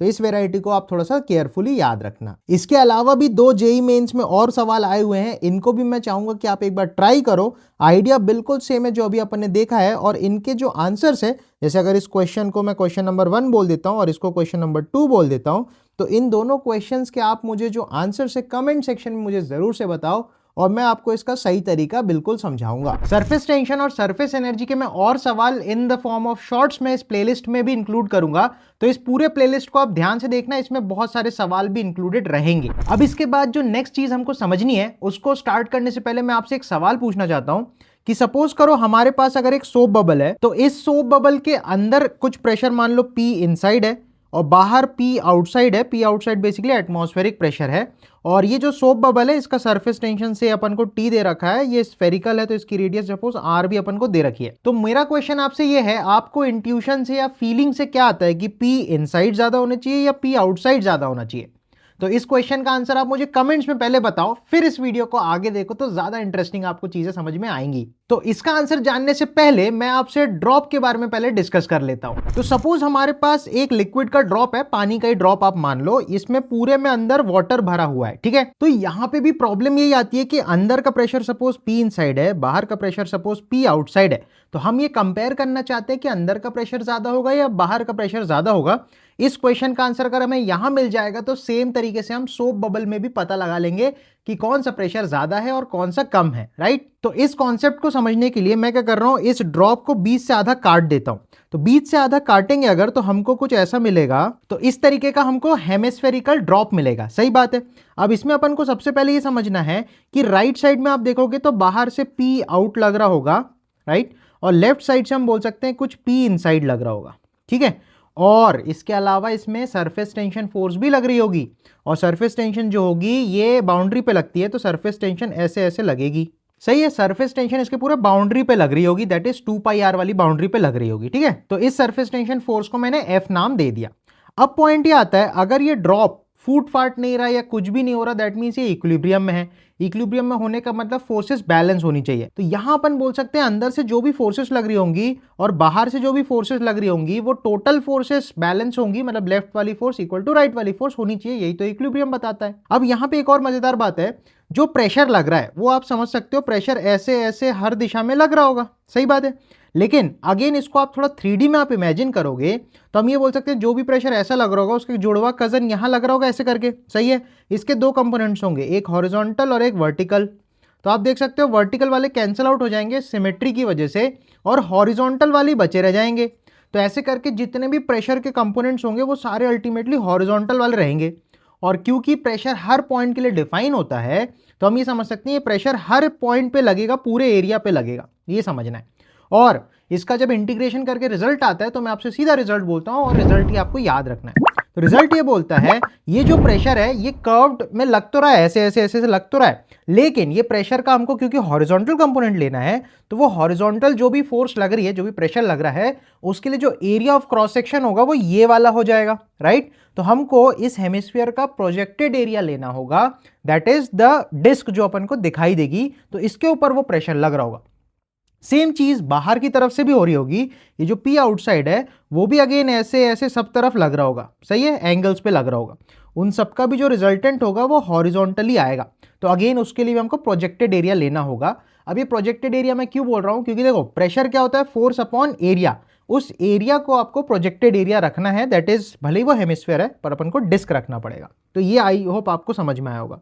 तो इक्विलिब्रियम की कंडीशन अगर मैं लिखूं तो मैं बोल सकता हूं लेफ्ट की तरफ हम बोल सकते हैं P inside into projected area that is πr² लग रहा होगा, और इक्वल्स टू राइट साइड से लग रहा है P outside into πr² in plus surface tension force that is F में लिख रहा हूं। ये अपन ने फोर्स बैलेंस कराई है, ठीक है, pressure into area is force. Next जो सरफेस टेंशन फोर्स है, क्योंकि वो बाउंड्री पे लग रही होगी तो उसकी वैल्यू होगी सरफेस टेंशन इनटू 2πr, सही है। तो अपन लिखते हैं P in इंटू πr² बराबर P out into πr² plus surface tension into 2πr। ध्यान देना यहाँ पे ड्रॉप है तो सिंगल सरफेस है तो हम इसको 1 टाइम्स ही करेंगे। यही चीज जब बबल के लिए सोचेंगे तो वहां पे इंटू 2 करेंगे, क्योंकि एक इनर सरफेस होगी और आउटर सरफेस होगी। तो फिलहाल हम ड्रॉप के लिए बात कर रहे हैं। तो यहाँ पे देखो क्या क्या चीजें कैंसिल आउट हो सकती है। तो पाई पाई पाई निपट गया, आर आर एक आर निपट गया, सही है। अब आप एक चीज नोटिस करो, ये P आउट को अगर लेफ्ट साइड में आप लेके जाओ तो आपके पास मिलेगा P इन माइनस P आउट, दोनों के पास R है तो R अपन कॉमन निकाल सकते हैं, और यहाँ पे देखो 2t बचेगा और वो r को अपन राइट साइड में फेंक दें तो हमको ये एक्सप्रेशन मिलेगा। तो इस एक्सप्रेशन को देख के आई होप आपको अब समझ में आने लग गया होगा कि अंदर का प्रेशर माइनस बाहर का pressure is a positive term, that means अंदर का प्रेशर बाहर के प्रेशर से ज्यादा है। तो अपन को ये बात समझनी होगी कि अंदर जो भी प्रेशर लग रहा होता है ड्रॉप के, वो दो फोर्सेस से बैलेंस हो रहा है। एक तो भैया बाहर की जो प्रेशर फोर्स लगा रही है उससे बैलेंस हो रहा है, प्लस जो सरफेस टेंशन फोर्स है उससे बैलेंस हो रहा है। दैट मीन्स अंदर का जो प्रेशर है वो दो चीजों को बैलेंस आउट कर रहा है, इसलिए अंदर का प्रेशर बाहर के प्रेशर से ज्यादा है। और कितना ज्यादा है तो वो 2t/r टाइम्स ज्यादा है। तो इसी चीज को अपन ऐसे भी लिख सकते हैं कि डेल्टा P बराबर 2t/r। अब यहां पे ध्यान देने वाली बात यह भी है कि जो डेल्टा P है, डेल्टा P को अपन एक्सेस प्रेशर बोलते हैं। तो ये जो एक्सेस प्रेशर इन ड्रॉप होता है इसकी वैल्यू 2t/r होती है। अब इसी एनालॉजी से अगर आप एक बबल के लिए सोचोगे तो बबल के अंदर अभी मैंने बताया था कि दो सरफेस होती है, तो बेसिक बस यही चेंज आएगा कि यहां पे इंटू 2 करना पड़ेगा क्योंकि दो सरफेस है। तो सेम चीज है यहां पे भी, उसकी वैल्यू 4t/r हो जाती है। तो ये दोनों रिजल्ट्स अपन को बहुत अच्छे से ध्यान रखने, क्योंकि इसके सवाल बहुत ही बोलना चाहिए परेशान करने वाले, दिमाग को माइंड बॉगलिंग टाइप के सवाल इसमें से आते हैं। इंटरेस्टिंग बात यह है कि जो एक्सेस प्रेशर है ये inversely proportional to the radius है। तो जहां जिसकी रेडियस कम होगी उसका एक्सेस प्रेशर ज्यादा होगा। दैट मीन्स जो बबल या जो ड्रॉप का साइज छोटा होता है तो उसका रेडियस छोटा हो जाएगा, तो उसमें एक्सेस प्रेशर ज्यादा हो जाएगा। दैट मीन्स छोटे साइज के बबल में ज्यादा प्रेशर होता है और बड़े साइज के बबल में कम प्रेशर होता है। तो इसी को आप ऐसे भी समझ सकते हो, एक छोटे बलून में प्रेशर ज्यादा होता है और एक बड़े फूले हुए बलून में प्रेशर कम होता है। तो ये बड़ा नॉन इंट्यूटिव टाइप की चीज है। तो इस टाइप का सवाल एक बार आया हुआ था जिसमें बच्चों ने बहुत ज्यादा ब्लंडर किया था, और इसमें ऐसा बोला हुआ था कि दो बलून्स है जिसको हमने एक पाइप से फिट किया और बीच में एक वेल्व है। वेल्व मतलब बेसिकली एक नल टाइप का जिसको आप ओपन कर सकते हो या क्लोज कर सकते हो। तो फिलहाल ये वेल्व क्लोज है, दैट मीन्स इसका जो, तो फिलहाल ये जो वेल्व है ये क्लोज्ड पोजीशन में, दैट मीन्स यहाँ की हवा वहां नहीं जा सकती और वहां की हवा यहाँ नहीं आ सकती, ऐसा है। तो इस वेल्व को अगर ओपन करेंगे तो ये दोनों हवाएं मिक्सअप होना चाहेंगी। तो क्वेश्चन ऐसा पूछा था एक बार जेईई मेंस में कि अगर इस वेल्व को ओपन किया जाए तो बलून्स का साइज जो है वो कैसे चेंज होगा। तो कई सारे बच्चों ने ये सोचा कि ये जो बड़ा है ये छोटा हो जाएगा और ये जो छोटा है ये फूल के बड़ा हो जाएगा, और ये आंसर बिल्कुल ही गलत हो गया था। उसका रीजन ये है, अभी हमने देखा excess pressure in a bubble is 4t/r, that is inversely proportional to the radius. तो जिसका रेडियस कम होगा उसमें प्रेशर ज्यादा होगा। तो अपन बोल सकते हैं राइट साइड वाले बलून के अंदर प्रेशर P2 जो है वो ज्यादा होगा P1 से। तो यहां पे हवा जो है ज्यादा प्रेशर पे है, यहां पे हवा कम प्रेशर पे है। और हमको पता है जो एयर है वो कहां से कहां फ्लो करती है, वो high pressure to low pressure flow करती है। तो हम यहां से देख सकते हैं कि हवा P2 से होते हुए P1 में चली जाएगी, high pressure to low pressure. तो ये जो छोटा बलून है ये और छोटा हो जाएगा और ये जो बड़ा बलून है ये और बड़ा हो जाएगा, और ये बिल्कुल ही उल्टा है जो हम सोच रहे हैं उससे। तो इस प्रॉपर्टी को थोड़ा सा केयरफुली ध्यान रखना। नेक्स्ट एक और सवाल बहुत इंटरेस्टिंग है, इसमें बोलता है एक बड़े साइज का बबल है और एक छोटे साइज का बबल है, दोनों सेम मटेरियल से बने हैं। तो अगर सेम मटेरियल कभी भी क्वेश्चन में आएगा दैट मीन्स दोनों का सरफेस टेंशन सेम है। तो suppose surface tension T given है क्वेश्चन में, ठीक है, दोनों का सरफेस टेंशन T है। अब क्वेश्चन में बोल रहा है कि when both come in contact find the radius of curvature of the common surface. तो दोनों जब मिलके कॉमन सरफेस बनाएंगे तो उसका रेडियस ऑफ कर्वेचर हमें फाइंड आउट करना है। तो सपोज ये दोनों बबल्स जब कांटेक्ट में आएंगे तो यहाँ पे एक नई सरफेस क्रिएट होगी और इस सरफेस का ही रेडियस ऑफ कर्वेचर हमें फाइंड आउट करना है, राइट। तो अब एक चीज आप समझो, इस सरफेस के लिए हम बोल सकते हैं एक साइड P इन का काम करेगी, एक साइड P आउट का काम करेगी, ऐसा अपन बोल सकते हैं। और दूसरी बात हमको ये पता है जो छोटे साइज का बबल होता है उसके अंदर प्रेशर ज्यादा होता है। तो अपन बोल सकते हैं अगर यहाँ का प्रेशर P2 बोल दूं और यहाँ का प्रेशर P1 बोल दूं तो P2 P1 से ज्यादा है, सही है। तो अपन बोल सकते हैं इस सरफेस के लिए जो एक्सेस प्रेशर लिखेंगे वो लिखेंगे P2 माइनस P1, सही बात। तो अगर अपन इस कॉमन सरफेस के लिए लिखें तो अपन लिखेंगे P2 minus P1 must be equal to 4 times surface tension upon जो रेडियस यहाँ पे फॉर्म हुई, सही है। अब मुद्दा ये P2 P1 का हिसाब कहाँ से लाए और ये R अपन कैसे निकाले। तो सिंपल सा काम करना है, इन दोनों बबल्स का इंडिविजुअल एक्सेस प्रेशर एक बार आप लिखो। तो जब आप इस चीज को लिखोगे तब आप क्लियरली देख पाओगे। सपोज मैं R1 वाले के लिए लिख रहा हूं तो अपन लिखेंगे P1 minus P out is equal to 4t/R1। ऐसी 2 के लिए लिखो तो P2 minus P out equals 4t/R2। और अगर आप इन दोनों को सब्ट्रैक्ट कर दोगे तो तो आप देखो सब्ट्रैक्ट करने पे देखो पी आउट कैंसिल हो जाएगा, तो आपको P1 माइनस P2 जो है वो मिल जाएगी 4T, तो कॉमन चला जाएगा, यहाँ मिलेगा 1/R1 माइनस 1/R2। तो यहाँ से आप क्लियरली देख सकते हो P1 माइनस P2 जो है वो इसके बराबर आ रहा है, और यहाँ पे अपने पास P1 माइनस P2 ये है, तो दोनों को आप इक्वेट करा सकते हो। तो अगर अपन दोनों को इक्वेट कराएं तो अपन लिख सकते हैं ये हो जाएगा 4T, और अगर मैं एलसीएम ले लूँ तो अपन देख सकते हैं R1 R2 जाएगा और यहाँ R2 माइनस R1 बन जाएगा, और दोनों तरफ से आप 40 कैंसिल आउट कर सकते हो। तो इस R की वैल्यू निकालने के लिए पलटी कर दो दोनों तरफ, तो सीधा सीधा अपन बोल सकते हैं जो कॉमन रेडियस अपना निकल के आएगा उसकी वैल्यू हो जाएगी R1 R2 upon R2 minus R1। तो एक्सेस प्रेशर का फंडा काफ़ी यूजफुल है, इस टाइप के सवाल इसमें बनते हैं, और कभी भी ऐसे सवाल आए तो थोड़ा सा बुद्धि यूज करना और बेसिक लेवल पे आप सोचोगे तो इसके सवाल बहुत इजीली आपसे बन जाएंगे। नेक्स्ट पॉइंट अपनी जर्नी में आता है कैपिलैरिटी या कैपिलरी एक्शन। तो सबसे पहले अपन को ये समझना है ये जो कैपिलरी वर्ड है ये कहाँ से यूज हुआ। तो बहुत पहले डॉक्टर्स लोग हॉस्पिटल वगैरह में अपन देख सकते हैं कि वहाँ पे बहुत पतली पतली ग्लास की ट्यूब्स इस्तेमाल की जाती थी, इनको कैपिलरी ट्यूब्स बोलते थे। ठीक है, तो बेसिकली ग्लास की जो ट्यूब्स होती है उनको कैपिलरी ट्यूब बोलते हैं, और इसको आप ऐसे भी समझ सकते हो जैसे अपन कोल्ड ड्रिंक वगैरह स्ट्रॉ से पीते हैं या नारियल पानी स्ट्रॉ से पीते हैं, तो स्ट्रॉ भी एक प्रकार की कैपिलरी ट्यूब ही है। अब देखने को ये मिलता है कि जब भी ये स्ट्रॉ या कैपिलरी ट्यूब को आप किसी भी लिक्विड में ड्रॉप करते हो, अंदर डालते हो, तो लिक्विड थोड़ा सा चढ़ के ऊपर तक आ जाता है।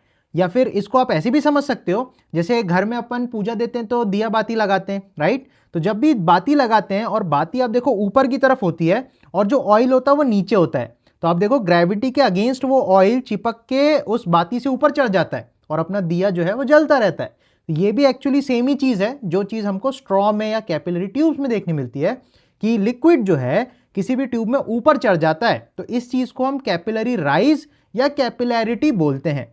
और यही एक रीजन है जिसकी वजह से बहुत बड़े बड़े जो पेड़ होते हैं उनके अंदर भी फूड और वाटर जो है वो सप्लाई होती रहती है थ्रू जाइलम एंड फ्लोएम। ये आपने सुना भी होगा, पेड़ वगैरह में पतली पतली पाइपलाइंस होती हैं और उसमें भी यही कैपिलरी एक्शन ही होता है जिसकी वजह से फूड एंड वाटर उसमें ट्रांसपोर्ट होता है।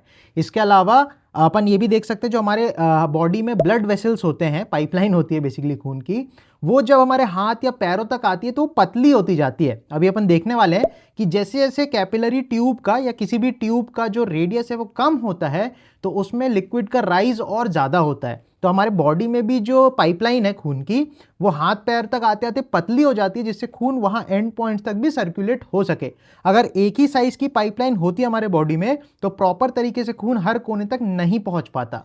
तो सोचो नेचर ने भी हमें कितना अमेजिंग तरीके से बनाया है ये सब कैपिलरी एक्शन और फिजिक्स लगा के। अब पॉइंट ये आता है कि ये जो कैपिलरी ट्यूब होती है, सपोज इसकी रेडियस कुछ स्मॉल आर है, सही है, यहाँ पे जो लिक्विड है उसकी सरफेस टेंशन T है, इस लिक्विड की डेंसिटी रो है, और हम जानना चाहते हैं कि ये जो लिक्विड है किसी भी ट्यूब में कितना हाइट तक राइज करेगा, तो ये हाइट ही हमको निकालना है। तो इस हाइट को निकालने के लिए हमको दो तीन चीजें और समझनी पड़ेंगी। तो इसको दो सिनेरियो से आप समझो। हमने ऑलरेडी कोहेसिव और एडहेसिव फोर्सेस के बारे में काफी कुछ सीखा, राइट। तो अगर अपन फर्स्ट केस की बात करें तो इसमें आप क्लियरली देख सकते हो जो लिक्विड है वैसा चिपक रहा है। दैट मीन्स यहाँ पे जो एडहेसिव फोर्सेस है वो थोड़ी ज्यादा है as compare to cohesive force. इस वजह से लिक्विड जो है वो इस ग्लास के ट्यूब में चिपक के ऊपर चढ़ना चाहता है, ठीक है। वेयर एज दूसरे केस में कोई और लिक्विड है, जरूरी नहीं वाटर ही हो, कोई और लिक्विड है जैसे मर्क्यूरी हो सकता है, तो ये देखा जाता है मर्क्यूरी को जब आप ग्लास ट्यूब में डालते हो तो नीचे डिप्रेस कर जाता है, रैदर चढ़ने के वो डिप्रेस कर जाता है, एकदम उल्टी हरकत करता है। तो मर्क्यूरी वगैरह जब अपन ग्लास ट्यूब में रखते हैं तो देखा ही जाता है ये दुबक के नीचे चला जाता है, तो ये फॉल करता है, कैपिलरी राइज नहीं होता, उस केस में कैपिलरी फॉल हो जाता है। उसका रीजन ये है कि यहाँ पे कोहेसिव फोर्सेस काफी ज्यादा डोमिनेटिंग होती है as compare to adhesive forces, तो इस वजह से वो अपने साथ ही रहना चाहता है रैदर चिपकने के, ठीक है। तो जहां कोहेसिव फोर्सेस डोमिनेटिंग होती है वहां पे लेवल नीचे जाता है, जहां पे एडहेसिव फोर्सेस डोमिनेटिंग होती है वहां पे लेवल ऊपर जाता है। तो बेसिक अपन को ये समझना है सबसे पहले। नेक्स्ट इसमें अपन को एक और पॉइंट समझना है, इसको बोलते हैं कॉन्टैक्ट एंगल या फिर एंगल ऑफ कॉन्टैक्ट। अब ये क्या चीज होती है थोड़ा समझते हैं। तो इसके लिए हमको दो टेंजेंट्स खींचनी है। तो पहली टेंजेंट अपन को लिक्विड की सरफेस पे यहाँ पे खींचनी है, ठीक है। सेकेंड टेंजेंट हमको सॉलिड की सरफेस पे खींचनी है। अब ध्यान से आप देखोगे ये सॉलिड सरफेस की टेंजेंट है, ये लिक्विड सरफेस की टेंजेंट है, तो वो एंगल हमको लेना है जिसमें लिक्विड है, ठीक है। Contact angle is the angle between the two tangents drawn on liquid surface as well as solid surface and it is the angle in which the liquid is present. तो यहां पे आप क्लियरली देख सकते हो ये वाला जो एंगल है that is called the angle of contact. तो इसको अपन थीटा बोल देते हैं, theta is the angle of contact. दूसरे केस में भी अगर हमको बनाना हो तो वहां पे हम देख सकते हैं, अगर हम एक लाइन ऐसे खींचे tangent on the liquid surface, दूसरी एक लाइन ऐसे खींचे tangent on the solid surface, और जहां पे लिक्विड भरा है उसको अपन कॉन्टैक्ट एंगल बोलेंगे, तो ये देखो कॉन्टैक्ट एंगल ये वाला बन जाएगा, तो इसको अपन थीटा बोल देते हैं। तो देखो एक चीज समझ में आ रही है, जहां पे एडेसिव फोर्सेस डोमिनेटिंग होगी, जहां पे चिपकू टाइप का एक्शन हमको लिक्विड का देखने मिलेगा, वहां पे जो एंगल होगा वो एक्यूट एंगल होगा, दैट इज 90 से छोटा एंगल होगा। वेयर एज जहां पे कोहेसिव फोर्सेस डोमिनेटिंग होगी वहां पे ये एंगल 90 डिग्री से बड़ा होगा, दैट मींस ऑब्ट्यूस एंगल होगा। तो आई होप ये कॉन्सेप्ट आपको क्लियर हो गया होगा। तो यहां से अपन को ये चीज समझ में आती है कि एंगल ऑफ कॉन्टैक्ट का भी कुछ ना कुछ रोल होगा इस हाइट में, सही बात है। तो हमको बेसिकली ये angle of contact, surface tension, density और radius of the capillary tube, इनके टर्म्स में हम जानना चाहते हैं कि हाइट कितनी होगी। तो लेट्स डिराइव दिस फॉर्मूला। तो सपोज अपने पास एक कैपिलरी ट्यूब इस तरीके से है और इसमें जो लिक्विड है वो ऐसे करके कुछ हाइट तक राइज कर गया, इसे एच अपन बोल देते हैं, यही एच अपन को निकालना है। कैपिलरी ट्यूब की जो रेडियस है उसको अपन ने आर बोल दिया क्लियरली, और जो लिक्विड ऊपर तक राइज करते हैं तो ऐसा कटोरी जैसा कुछ बना लेता है, इसको एक्चुअली में मेनिस्कस बोलते हैं। अब यहां पे अपन ये समझ सकते हैं कि ये जो सर्कुलर क्रॉस सेक्शन होगा मेनिस्कस का, वहां पे क्या होगा, सरफेस टेंशन फोर्स की वजह से ये चिपका बैठा होगा ऊपर दीवार से, ठीक है, ट्यूब की दीवारों से चिपका बैठा होगा, और ये सरफेस टेंशन फोर्स ने इधर पे जितना भी लिक्विड होगा उसके वेट को संभाले हुए है। तो एक अपन फोर्स बैलेंस अगर यहाँ पे लगाएं तो वहां से अपन निकाल सकते हैं कि कितनी हाइट तक ये लिक्विड चढ़ा होगा, ठीक है। तो सपोज अपने को एंगल ऑफ कांटेक्ट ऐसा गिवन है। अब जो सरफेस टेंशन फोर्स है वो हमेशा टेंजेंशियल टू दी सरफेस लगेगी, मतलब ऐसे लगेगी सरफेस टेंशन फोर्स, सही है। तो दोनों तरफ से, मतलब 3D में अगर आप सोचोगे तो ऐसे करके हर डायरेक्शन में सरफेस टेंशन फोर्स लग रही होगी। तो इस सरफेस टेंशन फोर्स का हमें वर्टिकल कंपोनेंट लेना है, क्योंकि अल्टीमेटली जो हॉरिजॉन्टल वाले कंपोनेंट्स हैं ये सारे तो एक दूसरे को कैंसिल आउट कर जाएंगे क्योंकि वो सेम हॉरिजॉन्टल प्लेन में रहेंगे, और जो वर्टिकल कंपोनेंट्स होंगे ऊपर की तरफ वही mg को बैलेंस आउट करेंगे, सही है। तो आप ये समझो ये एंगल थीटा है तो भैया ये एंगल भी थीटा हो जाएगा, तो अपन बोल सकते हैं ये एंगल भी थीटा हो जाएगा, तो ऊपर की तरफ अपने को मिलेगा f cos थीटा, सही है। और ये पूरे सर्कुलर पार्ट में अपन बोल सकते हैं ऐसे ऐसे ऐसे ऐसे इस तरीके से f cos थीटा लगता रहेगा। ये बिल्कुल वही नॉर्मल वाली कहानी है कि पूरे के ऊपर सब पॉइंट पे f cos थीटा ही लग रहा है, तो उन सबका सम भी f cos थीटा ही होगा, सही है। तो आप लिख सकते हो f cos theta equals mg। अब ये f जो है ये सरफेस टेंशन फोर्स है, तो हमने ऑलरेडी लिक्विड का सरफेस टेंशन t और डेंसिटी रो बोला था, तो सरफेस टेंशन फोर्स को अपन लिख सकते हैं 2 पाई r इंटू टी, तो जाएगा 2 पाई r into T into cos theta बराबर mg। अब m कौन सा मास है, m वो मास है जो भैया यहाँ पे एक सिलेंड्रिकल शेप में ऑलमोस्ट अपन बोल सकते हैं जो भी लिक्विड कंटेंड है उसका मास है, राइट, और उसी का तो mg अपन ले रहे हैं, सही बात है। तो अगर ये हाइट मान लेते हैं h है, ऑब्वियसली आप सोचोगे मेनिस्कस मैंने बहुत बड़ा बनाया है, मेनिस्कस बहुत छोटू सा होता है, तो ऑन एन एवरेज अगर हम सोचे इधर से नीचे तक मतलब बेस तक अगर अपन सोचे तो ये हाइट अपन कैलकुलेट करते हैं एक्चुअली में, एकदम ऊपर से भी नहीं लेते एकदम नीचे से भी नहीं लेते, लेकिन ये जो गैप है ये बहुत कम होता है तो उससे बहुत ज़्यादा फर्क नहीं पड़ता, ये समझना है। तो हम बेसिकली जानना चाहते हैं कितनी हाइट तक कैपिलरी राइज किया है, तो कितने यहाँ पे जो सिलेंड्रिकल पोर्शन में लिक्विड कंटेंड है उसका मास निकालना चाहते हैं अब अपन। तो उसका मास निकालने के लिए क्या करेंगे, डेंसिटी इंटू वॉल्यूम। अब वॉल्यूम क्या लोगे आप, वॉल्यूम लोगे पाई आर स्क्वायर इंटू एच, वो गया वॉल्यूम, इंटू डेंसिटी करोगे तो मास आ जाएगा। तो हम बोल सकते हैं डेंसिटी इंटू वॉल्यूम, वॉल्यूम आ जाएगा पाई R square H into g. तो यहाँ पे आप क्लियरली देख सकते हो एक आर से तो एक आर निपट जाएगा, पाई से पाई निपट जाएगा, तो अपन यहाँ से देख सकते हैं जो h की वैल्यू निकल के आएगी वो आएगी 2t cos theta upon rho g, और एक r बच जाएगा। तो यही वो फॉर्मूला है जिसको अपन याद करते हैं डेफिनेटली। तो आइडिया आई होप आपको समझ में आया होगा, जो सरफेस टेंशन फोर्स है जो यहाँ पे ऐसे ऐसे ऊपर की तरफ लग रही होगी उसने इसके mg को बैलेंस कराया होगा, तो वहां से अपन ने हाइट निकाल के लाए।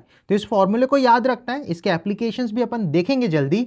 लेकिन एक और चीज मैं आपको दिखाता हूं कि ये जो डेरिवेशन है इसको कैसे करके हम एक्सेस प्रेशर से भी ला सकते हैं। तो इस डेरिवेशन को समझने के लिए वापस से मैं सेम डायग्राम का यूज कर रहा हूं, बस इसमें यह ध्यान रखना है कि अब की बारी जो मेनिस्कस था ना, तो मेनिस्कस भी किसी ना किसी स्फीयर का एक पार्ट रहा होगा।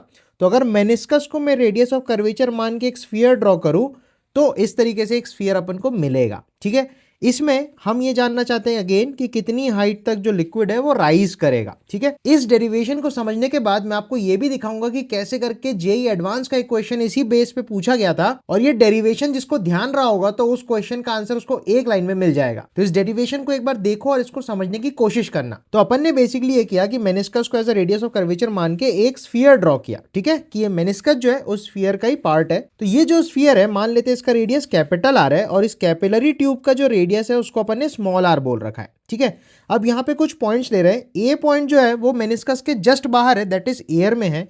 बी पॉइंट जो है वो लिक्विड के जस्ट अंदर है, मतलब ये जो बाउंड्री है इसके जस्ट ऊपर ए है और जस्ट नीचे बी है। देन इसके बाद एच गहराई पे या एच डेप्थ पे अपन बोल रहे हैं एक पॉइंट सी है, और उसी के सीध में एक पॉइंट डी है जो कि बाहर की तरफ है लिक्विड की सरफेस पे।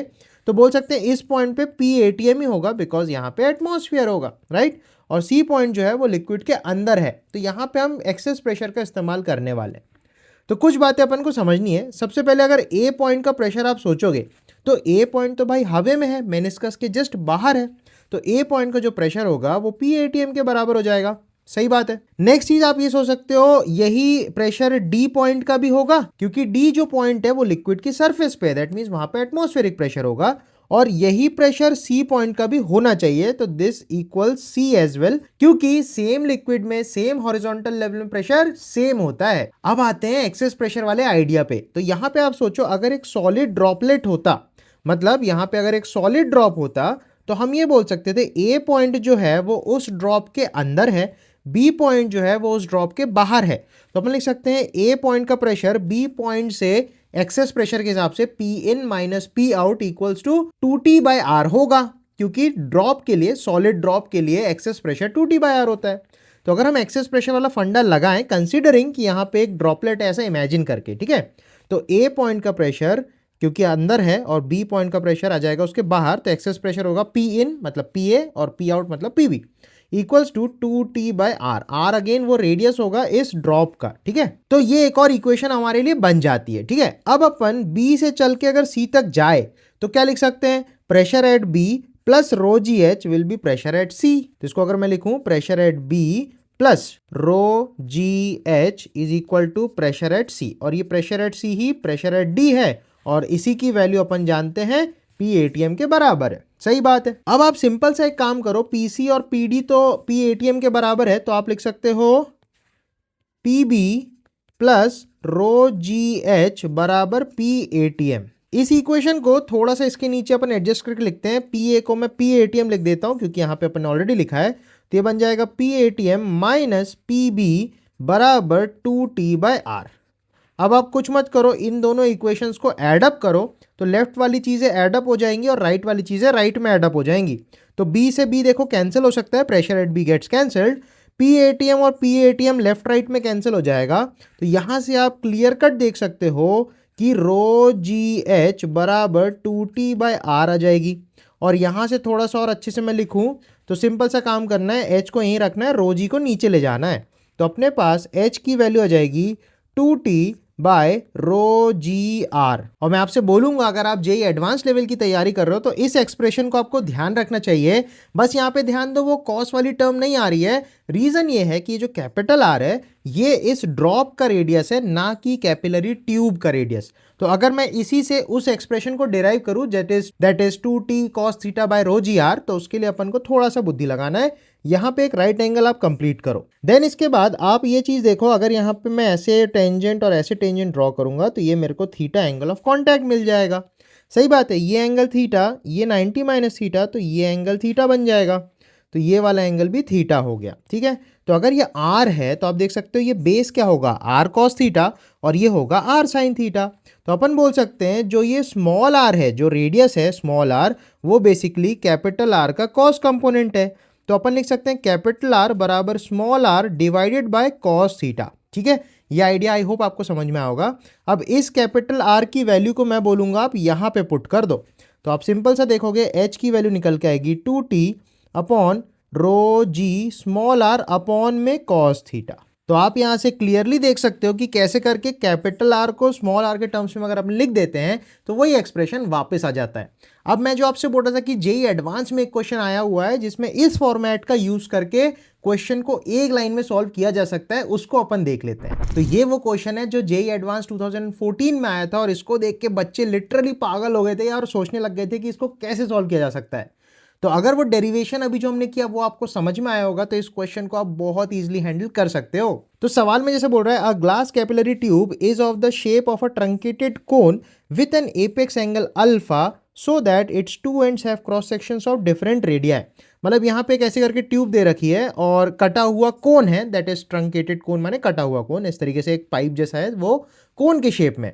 तो उसको जब पानी में डिप किया है तो यहाँ पे जो एपेक्स एंगल है ये एंगल बेसिकली अल्फा अपन को बोल रखा है। बोल रहा है when dipped in water vertically water rises in it to a height of h where radius of its cross section is b। जहां पे भी पानी जहां तक राइज किया है वहां का जो रेडियस ऑफ क्रॉस सेक्शन है वो अपन को b दे रखा है। देन बोल रहा है if the surface tension of water is s, its density is rho and its contact angle with the glass is theta, the value of h will be। और ये एक्सप्रेशन भी देखो बड़े भयानक से दिख रहे हैं। तो अपन को अभी जो हमने पढ़ा उसको ध्यान रखना है, दैट इज h बराबर 2t upon rho G capital R. Capital R क्या था? कैपिटल आर था रेडियस ऑफ द ड्रॉप, जो कि मेनिस्कस को अपन स्फीयर मान के कर सकते हैं। सही बात है। तो इसको थोड़ा कंस्ट्रक्शन में कर लेता हूं एक बार। तो अपन को ये पूरा एंगल अल्फा दे के रखा है, दैट मीन्स आधा एंगल अल्फा बाय 2 हो जाएगा। देन उसके बाद ये रेडियस भी अपन को b दे रखी है।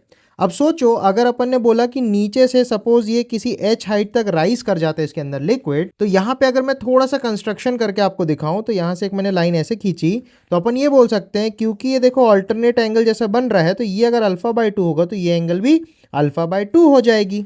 तो ये एंगल हो गई अल्फा बाय 2। सही बात है। अब आप नोटिस करो एंगल ऑफ कॉन्टैक्ट अगर मैं निकालूँ तो एक टेंजेंट ऐसी जाएगी, एक टेंजेंट ऐसी जाएगी, तो ये एंगल ऑफ कॉन्टैक्ट हो जाएगा, दैट इज थीटा। ठीक है। तो ये पूरा एंगल अपन को थीटा प्लस अल्फा बाय 2 दे रखा है क्वेश्चन में। अब अपन अगर थोड़ा सा सोचें कि ये जो मेनिस्कस है, ये मेनिस्कस जिस सर्कल से आया होगा, दैट इज जिस ड्रॉप के साइज से शेप से आया होगा, तो वो ड्रॉप कुछ इस शेप में बनेगा। सही बात है। अब यहाँ पे आप सोचो उसका सेंटर हो सकता है यहाँ पे कहीं पे हो। ठीक है।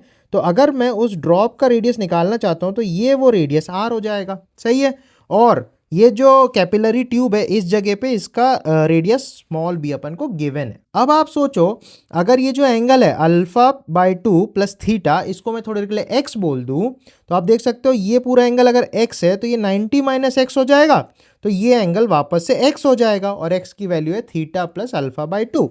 तो थोड़ा सा यहाँ पे अगर मैं बनाऊं तो ये एंगल हो गया वापस से थीटा प्लस अल्फा बाय 2 और यहाँ पे देखो एक राइट एंगल बन रहा है जिसमें बेस अपन को स्मॉल b पता है और हाइपोटेन्यूज कैपिटल R है और जो एंगल है वो अपने पास थीटा प्लस अल्फा बाय 2 है। तो theta plus alpha by 2 is the angle, ये रेडियस है और ये b है बेस।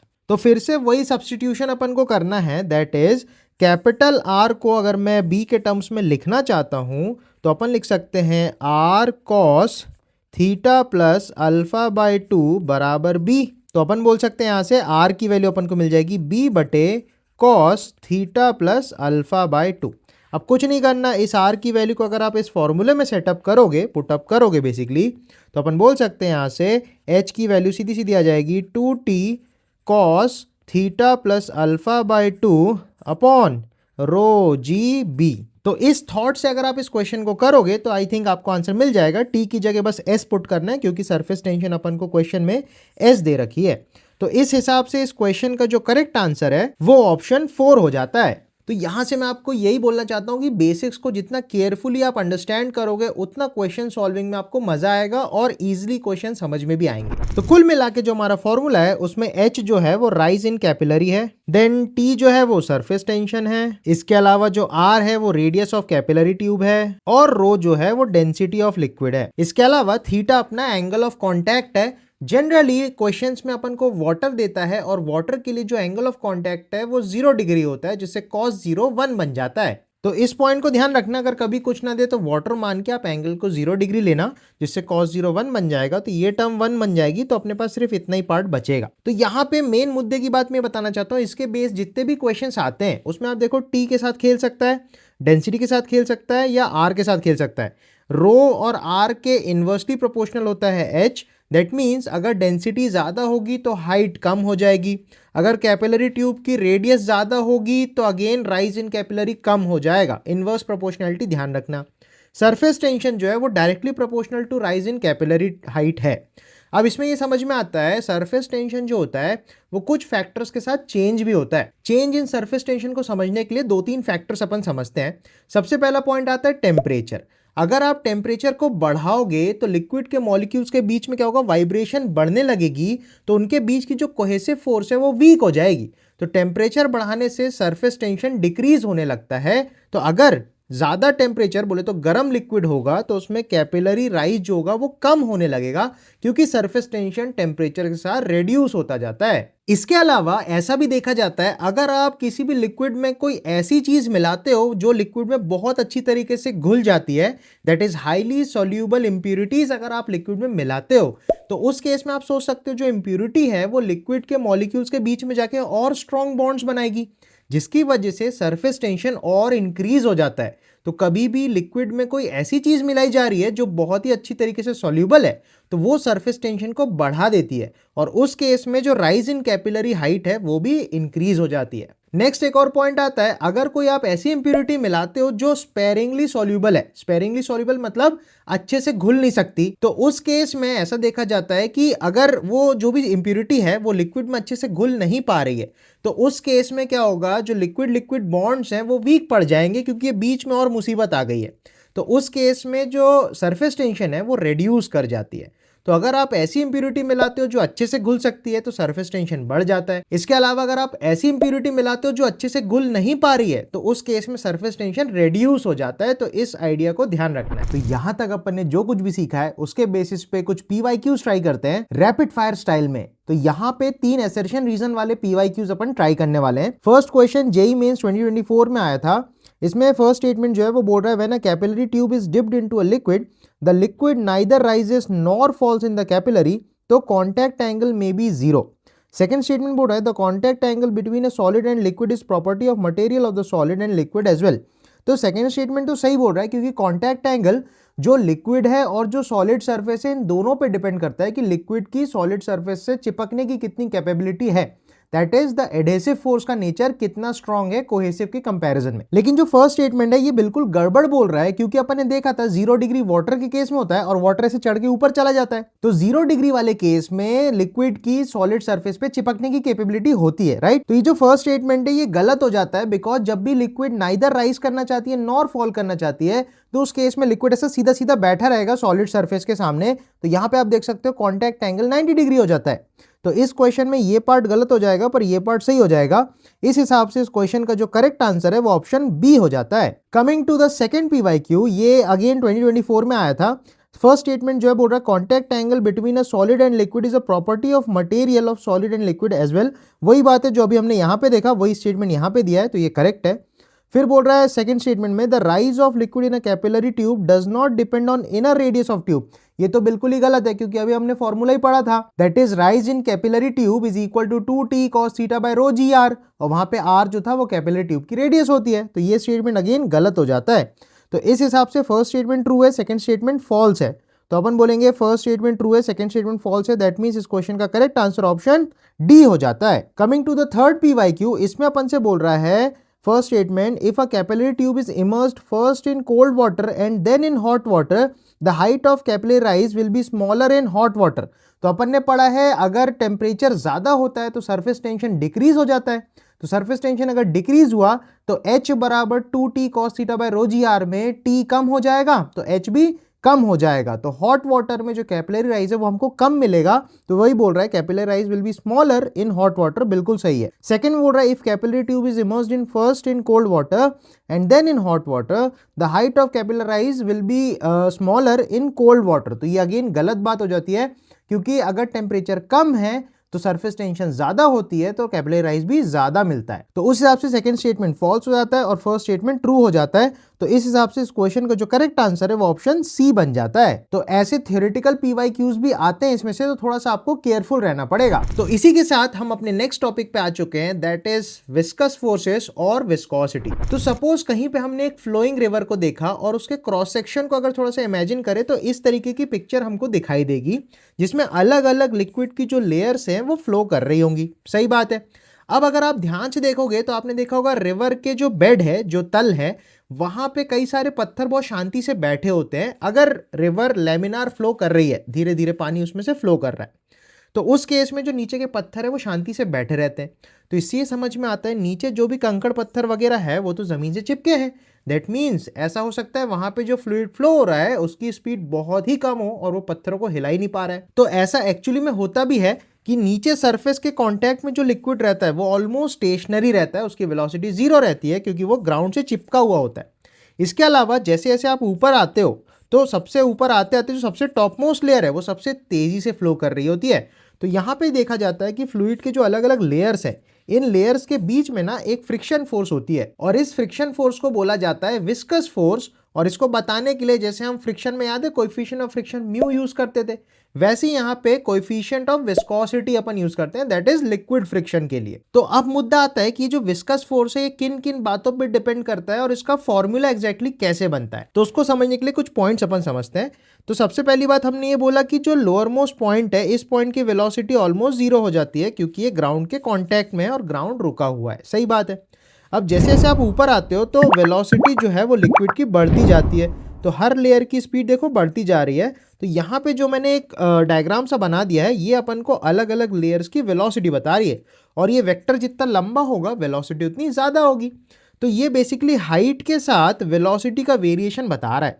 तो इस चीज़ को अपन बोलते हैं वेलोसिटी ग्रेडियंट। तो वेलोसिटी ग्रेडियंट हमको बेसिकली ये बताता है कि कैसे करके वेलोसिटी चेंज हो रही है विद चेंज इन हाइट। तो अलग अलग हाइट पे जाने पे वेलोसिटी कैसे चेंज हो रही है ये हमें बता रहा है। तो यहाँ पे अगर मैं बोलूँ कि ये जो लेयर ऑफ लिक्विड है इसकी थिकनेस या इसकी हाइट h है, तो हम बोल सकते हैं ये 0 हाइट है और ये h हाइट है। तो 0 से h हाइट जाते में वेलोसिटी 0 से लेके कुछ ऊपर v हो जाती है, तो v तक चेंज होती है।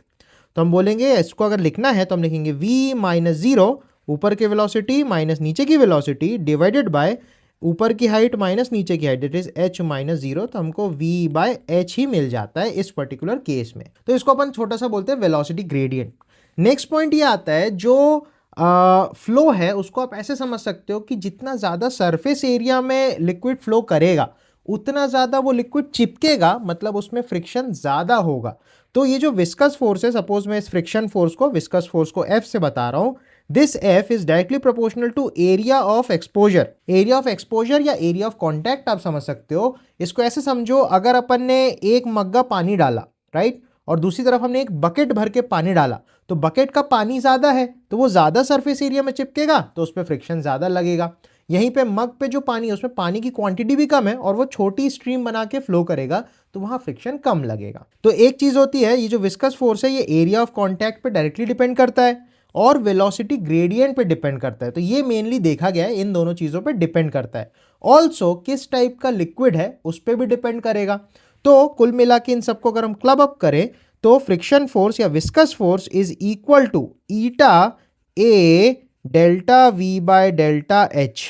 ये फॉर्मूला अल्टीमेटली निकल के आता है, जहां पे ये n जैसा जो है इसको अपन ईटा बोलते हैं, ऑब्वियसली ग्रीक अल्फाबेट है ईटा, इसी को अपन बोलते हैं कोएफिशिएंट ऑफ विस्कोसिटी। तो इस फॉर्मूले को अपन को ध्यान रखना है, जब भी विस्कस फोर्स लगेगी या लिक्विड फ्रिक्शन या फ्लूइड फ्रिक्शन लगेगा तो eta A delta V by delta H से इस फ्रिक्शन फोर्स को अपन बताते हैं। तो इसको और अच्छी तरीके से अंडरस्टैंड करने के लिए कुछ क्वेश्चंस अपन देखते हैं जिससे हमको इसकी अंडरस्टैंडिंग बेटर होने वाली है। नेक्स्ट एक और इंपॉर्टेंट बात इसमें डिस्कस करना है अपने को, जो विस्कस फोर्स F होता है उसके अंदर जो कोएफिशिएंट ऑफ विस्कोसिटी आती है ईटा, तो ईटा की अपन को दो तीन प्रॉपर्टी समझनी पड़ेगी। सबसे पहली बात है कि ईटा की डायमेंशंस क्या होती है, अगर ये हमसे पूछे तो उसको निकालने के लिए आप क्या करो, F को वहीं रखो, ये चीज को ऊपर फेंको और ये चीजों को नीचे फेंको। तो अपन बोल सकते हैं eta can be written as F into delta H upon area into delta V. तो अगर अपन यहाँ पे डायमेंशंस या यूनिट्स अपन लिखें तो फोर्स को अपन लिख सकते हैं न्यूटन में, delta H will be in metres area को आप मीटर स्क्वायर में लिख सकते हो और वेलोसिटी मीटर पर सेकेंड में अपन लिख सकते हैं। तो आप देख सकते हो मीटर मीटर कैंसिल हो जाएगा और अपन बोल सकते हैं न्यूटन पर metre square into second will be the unit. इसके अलावा न्यूटन पर मीटर स्क्वायर को तो अपन पास्कल भी बोलते हैं। तो ईटा की जो यूनिट है वो pascal into second, pascal second भी होती है। तो इस बात को ध्यान रखना है। इसके अलावा भी क्वेश्चन में थोड़ा सा झोल-झामाल करता है। इसकी यूनिट कई बार पॉइस में दे रखी होती है। Again poise is a name of scientist. तो 1 poise is actually equal to 10 की power -1 pascal second, that is 0.1 pascal second. तो कहीं पे भी अगर आपको पॉइस में दे रखा होगा तो उसको हमेशा पास्कल सेकंड में यूज करना। तो इस कन्वर्जन को आप थोड़ा सा केयरफुली याद रखना, बिकॉज जब भी आपको पॉइस में ईटा की वैल्यू क्वेश्चंस में दे रखी होगी तो उसको हमेशा 0.1 पास्कल सेकंड में कन्वर्ट कर लेना। मतलब फॉर एग्जांपल अगर सपोज किसी क्वेश्चन में 50 पॉइस ईटा की वैल्यू दे रखी है तो उसको पास्कल सेकंड में करने के लिए 50 इंटू 0.1 आप कर लेना, तो 5 पास्कल सेकंड वो बन जाता है। ठीक है, तो 1 पॉइस इज 0.1 पास्कल सेकंड होता है, इस बात को ध्यान रखना। और पास्कल सेकंड क्योंकि एसआई यूनिट्स में है तो हर क्वेश्चन में अपन को एसआई में ही खेलना होता है। तो इस कन्वर्जन को ध्यान रखते हुए क्वेश्चन को आगे प्रोसीड आप करना। तो विस्कोसिटी को और बेहतर तरीके से समझने के लिए एक क्वेश्चन अपन प्रैक्टिस करते हैं। तो इस सवाल में अपन से बोला है कि a cube is being pulled by a force of 50 newton and it moves at a constant velocity of 5 metre per second. 50 newton से खींच रहा है और ये 5 की कांस्टेंट स्पीड से चल रहा है। It is on a horizontal surface that has a layer of oil of 2 mm thickness, find the viscosity of oil. तो यहाँ पे जो भी ऑयल है इसकी अपन को विस्कोसिटी फाइंड आउट करनी है, ये सवाल है। अब क्वेश्चन ये है कि अगर ये ब्लॉक कांस्टेंट स्पीड से चल रहा है दैट मीन्स इस पे नेट फोर्स जीरो होनी चाहिए, तभी एक्सेलरेशन जीरो होगा तो वेलोसिटी कांस्टेंट होगी। तो हम बोल सकते हैं पीछे की तरफ एक फ्लूइड फ्रिक्शन FV लग रहा होगा, जिसे अपन विस्कस फोर्स बोल सकते हैं। तो इस ब्लॉक पे पीछे की तरफ विस्कस फोर्स लग रहा होगा और वो विस्कस फोर्स 50 के बराबर होगा, तभी एक्सेलरेशन जीरो हो सकता है। तो यहाँ पे मैं बोल रहा हूँ विस्कस फोर्स FV बराबर 50 न्यूटन होना चाहिए। तो FV को अपन लिखते हैं ईटा A delta V by delta H। सही बात है। इस क्वेश्चन में इस क्यूब की जो साइड है वो अपन को 20 सेंटीमीटर भी दे रखी है, मैंने क्वेश्चन में देना भूल गया, सॉरी। तो अब इसको अगर अपन सॉल्व करेंगे तो 50 बराबर ईटा अपन को निकालना है। एरिया, अब एरिया को आप सोचिए क्यूब है, क्यूब की चारों साइड्स तो बराबर होती है। तो इस क्यूब का अपन समझ सकते हैं कि जो बेस एरिया होगा वो होगा length into breadth, that is 20 centimetre into 20 centimetre. ठीक है, तो ये हो जाएगा 20 का स्क्वायर अपॉन में 100 का भी स्क्वायर आप करोगे क्योंकि SI में अपन को लेना है, सेंटीमीटर को मीटर में बदल लिया। ठीक है, इनटू डेल्टा V। तो अपन सोच सकते हैं लोअर मोस्ट पॉइंट जो है, मतलब ऐसा सोचो आप ऑयल की लेयर है, सही है। अब ऑयल की टॉप मोस्ट लेयर पे तो ये ब्लॉक रखा हुआ है, सही बात है। ये ब्लॉक चल रहा है भैया 5 की स्पीड से, तो ये जो पॉइंट है ये 5 से चल रहा होगा, लेकिन बॉटम मोस्ट ऑयल का लेयर जो जमीन में चिपका होगा उसकी वेलोसिटी 0 होगी। तो डेल्टा V जो है वो 5 मिल जाएगा और डेल्टा H मतलब हाइट ऑफ द ऑयल का लेयर या थिकनेस ऑफ ऑयल लेयर, तो उसको अपन 2 mm करेंगे। तो 2 mm को बदल लो 10 की पावर -3 मीटर में, सही बात है। तो यहां से अगर आप ईटा को कैलकुलेट करके निकालोगे तो वो आएगा 0.5 पास्कल सेकेंड। नेक्स्ट सवाल, एक और इंक्लाइन प्लेन पे एक क्यूब रखा होता है, इस क्यूब के नीचे कुछ ऑयल की लेयर लगा दी गई है। ठीक है, तो क्वेश्चन में बोल रहा है find the velocity with which the block slides down the plane. अपन को थिकनेस ऑफ ऑयल लेयर दिया है, क्यूब की साइड दी है, ईटा दिया है और इसका मास दिया है, सही है। तो अपन को अगर इसकी वेलोसिटी निकालनी है तो अपन समझ सकते हैं कि ये कुछ v वेलोसिटी से नीचे आ रहा होगा और ये v ही अपन को कैलकुलेट करनी है, सही बात है। अब नीचे अपन को पता है कि भैया along the plane mg sin theta लगता है, perpendicular to the plane mg cos theta लगता है, बट उसकी जरूरत नहीं है। पीछे की तरफ अपन देख सकते हैं फ्रिक्शन लग रहा होगा, तो इसको अपन विस्कस फोर्स का फ्रिक्शन Fe बोल देंगे। यहाँ पे म्यू वगैरह मत लेना क्योंकि ऑयल के साथ में कॉन्टैक्ट है, दैट मीन्स हमें विस्कस फोर्सेस लेनी है। ठीक है, तो अब यहाँ पे अपन समझ सकते हैं अगर इसे कांस्टेंट वेलोसिटी चलना है तो mg sin थीटा बराबर Fe होना पड़ेगा। तो अपन बोलेंगे viscous force must be equal to mg sin theta. ठीक है, अब विस्कस फोर्स को लिख सकते हैं ईटा, एरिया हो जाएगा L square, delta V will be V only, मतलब यहाँ पे जो ऑयल की टॉप मोस्ट लेयर है वो V स्पीड से चल रही होगी ब्लॉक के साथ और नीचे जो पॉइंट है वो रेस्ट पे रहेगा।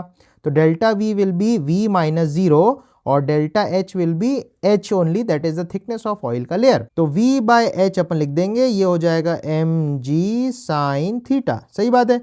अगेन अपन को इसमें वेलोसिटी निकालनी थी, तो वेलोसिटी निकालने के लिए V को एक तरफ रखो, बाकी सब दूसरी तरफ फेंक दो। तो H into mg sin theta upon eta into L square. तो ये हो जाएगा इस क्वेश्चन का करेक्ट आंसर।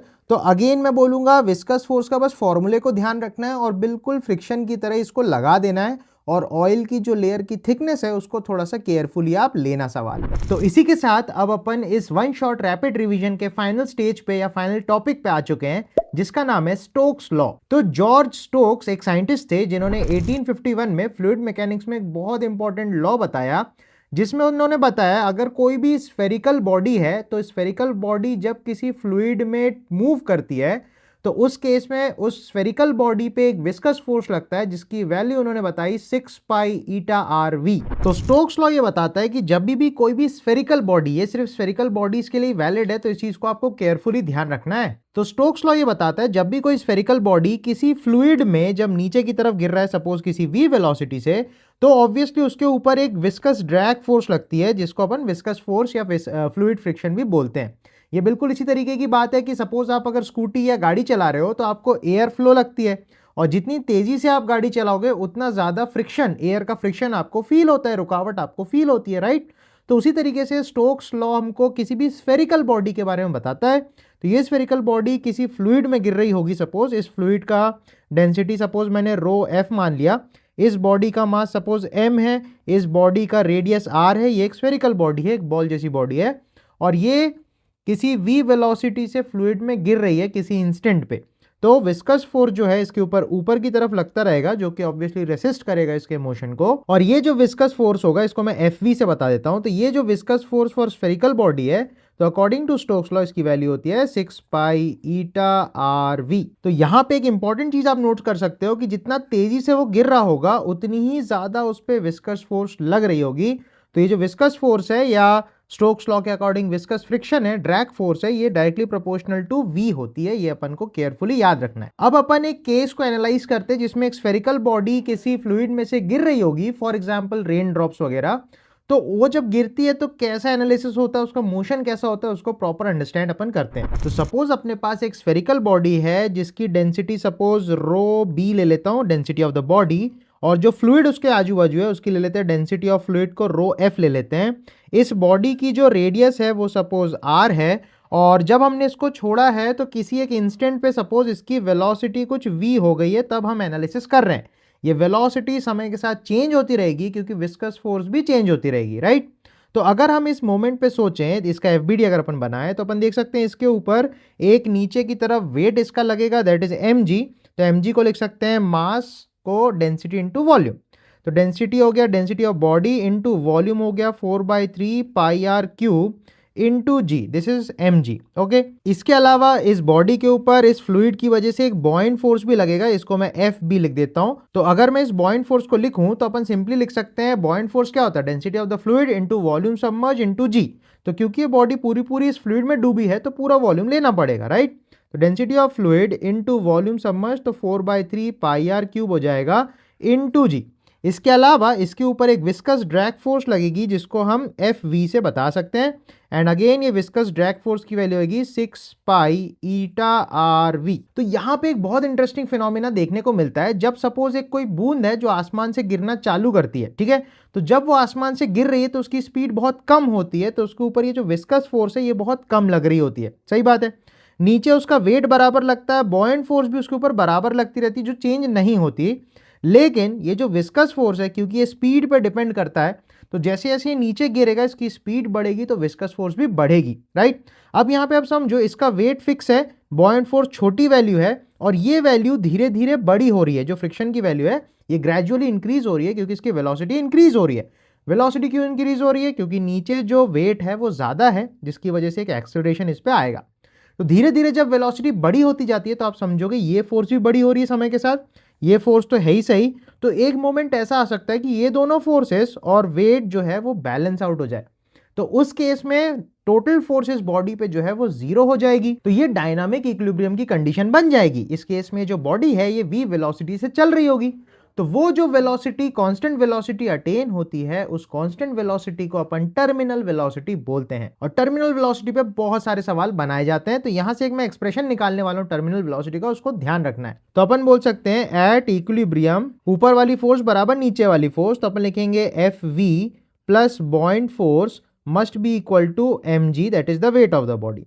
तो Fv को मैं यहाँ लिख रहा हूँ, that is 6 pi eta Rv plus buoyant force हो जाएगी डेंसिटी ऑफ फ्लूइड, वॉल्यूम हो जाएगा 4/3 pi R cube into g, बराबर इसका वेट हो जाएगा density of the body into 4/3 pi R cube into g. आप नोटिस करोगे पाई पाई पाई कैंसिल हो जाने वाला है, एक आर और एक आर कैंसिल हो जाने वाला है।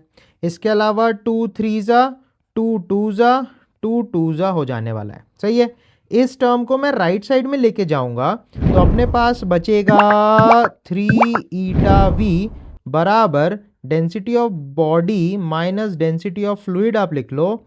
इसके अलावा आप देखो इन दोनों टर्म्स के पास ये 2/3 होगा, आर का स्क्वायर होगा और जी होगा, तो अपन लिख देंगे 2/3 आर का स्क्वायर इंटू जी। इसके बाद क्या करना है, जो 3 ईटा है इसको भी डिनोमिनेटर में फेंक दो, तो अपन लिख सकते हैं v का जो एक्सप्रेशन आएगा वो आएगा density of body minus density of fluid into 2/9 R square G upon में आएगा ईटा। ये टर्मिनल वेलोसिटी का जो एक्सप्रेशन है ये बहुत ज़्यादा इंपॉर्टेंट है और इससे बहुत सारे सवाल बनते हैं, तो उसको ध्यान रखना है। इसमें भी जो इंपॉर्टेंट बात अपन को नोट करनी है वो ये है, टर्मिनल वेलोसिटी जो होती है वो आर स्क्वायर के प्रोपोर्शनल होती है, ना कि आर के। इसके अलावा जो भी मीडियम है उसके विस्कोसिटी के इन्वर्सली प्रोपोर्शनल होती है टर्मिनल वेलोसिटी। तो ये दो इंपॉर्टेंट बातें अपन को ध्यान रखनी है क्योंकि इस पे बेस्ड पीवाईक्यूज काफी बार पूछे गए हैं। तो फटाफट से कुछ रीसेंट टाइम्स में आए हुए पीवाईक्यूज को अपन ट्राई करते हैं। तो इस सवाल में बोल रहा है small ball is dropped in a long cylinder containing glycerine, which one of the following is the correct representation of the velocity time graph for the transit of the ball। अगर आपके पास सपोज मीडियम में glycerine भरा है और वहां पे आपने एक बॉल को छोड़ा तो ऑब्वियसली इस बॉल के पास इसका वेट होगा, दैट इज mg होगा, इस पे एक विस्कस फोर्स लग रही होगी Fv, that is Stokes law के थ्रू अपन बोल सकते हैं 6 पाई ईटा Rv, ऑल्सो इस पे एक बॉइंट फोर्स भी लग रही होगी जिसको मैं Fb बोलूंगा।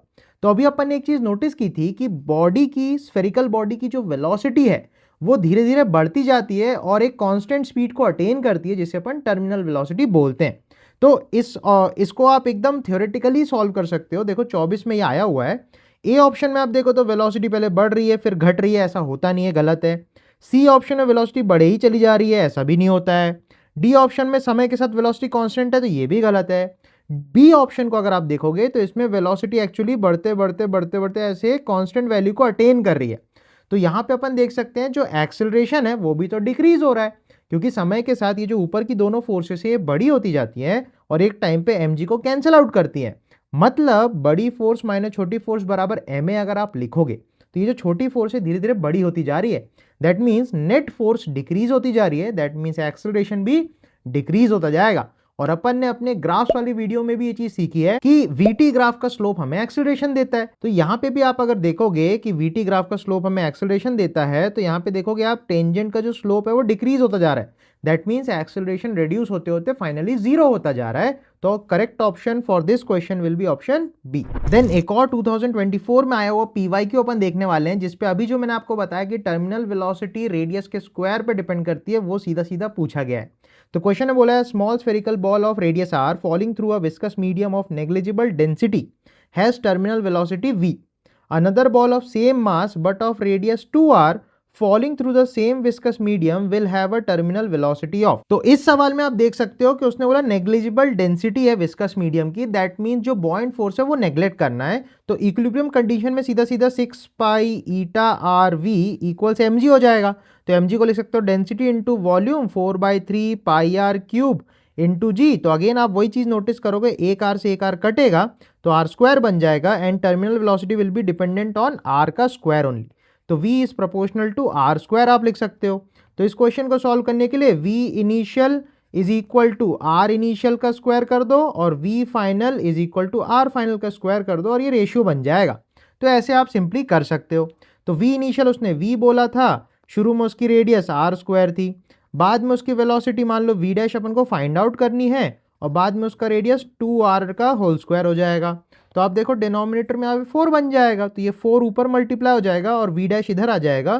तो अपने को मिलेगी v डैश बराबर 4 टाइम्स ऑफ v। तो इस हिसाब से इस क्वेश्चन का जो करेक्ट आंसर है वो ऑप्शन सी हो जाएगा। नेक्स्ट एक और क्वेश्चन 2024 जेईई मेंस में फिर से पूछा गया था विस्कस फोर्सेस के ऊपर। क्वेश्चन बोल रहा है small ball of mass m and density rho is dropped in a viscous liquid of density rho not. After some time, the ball falls with constant velocity, which is called the terminal velocity. The viscous force on the ball is।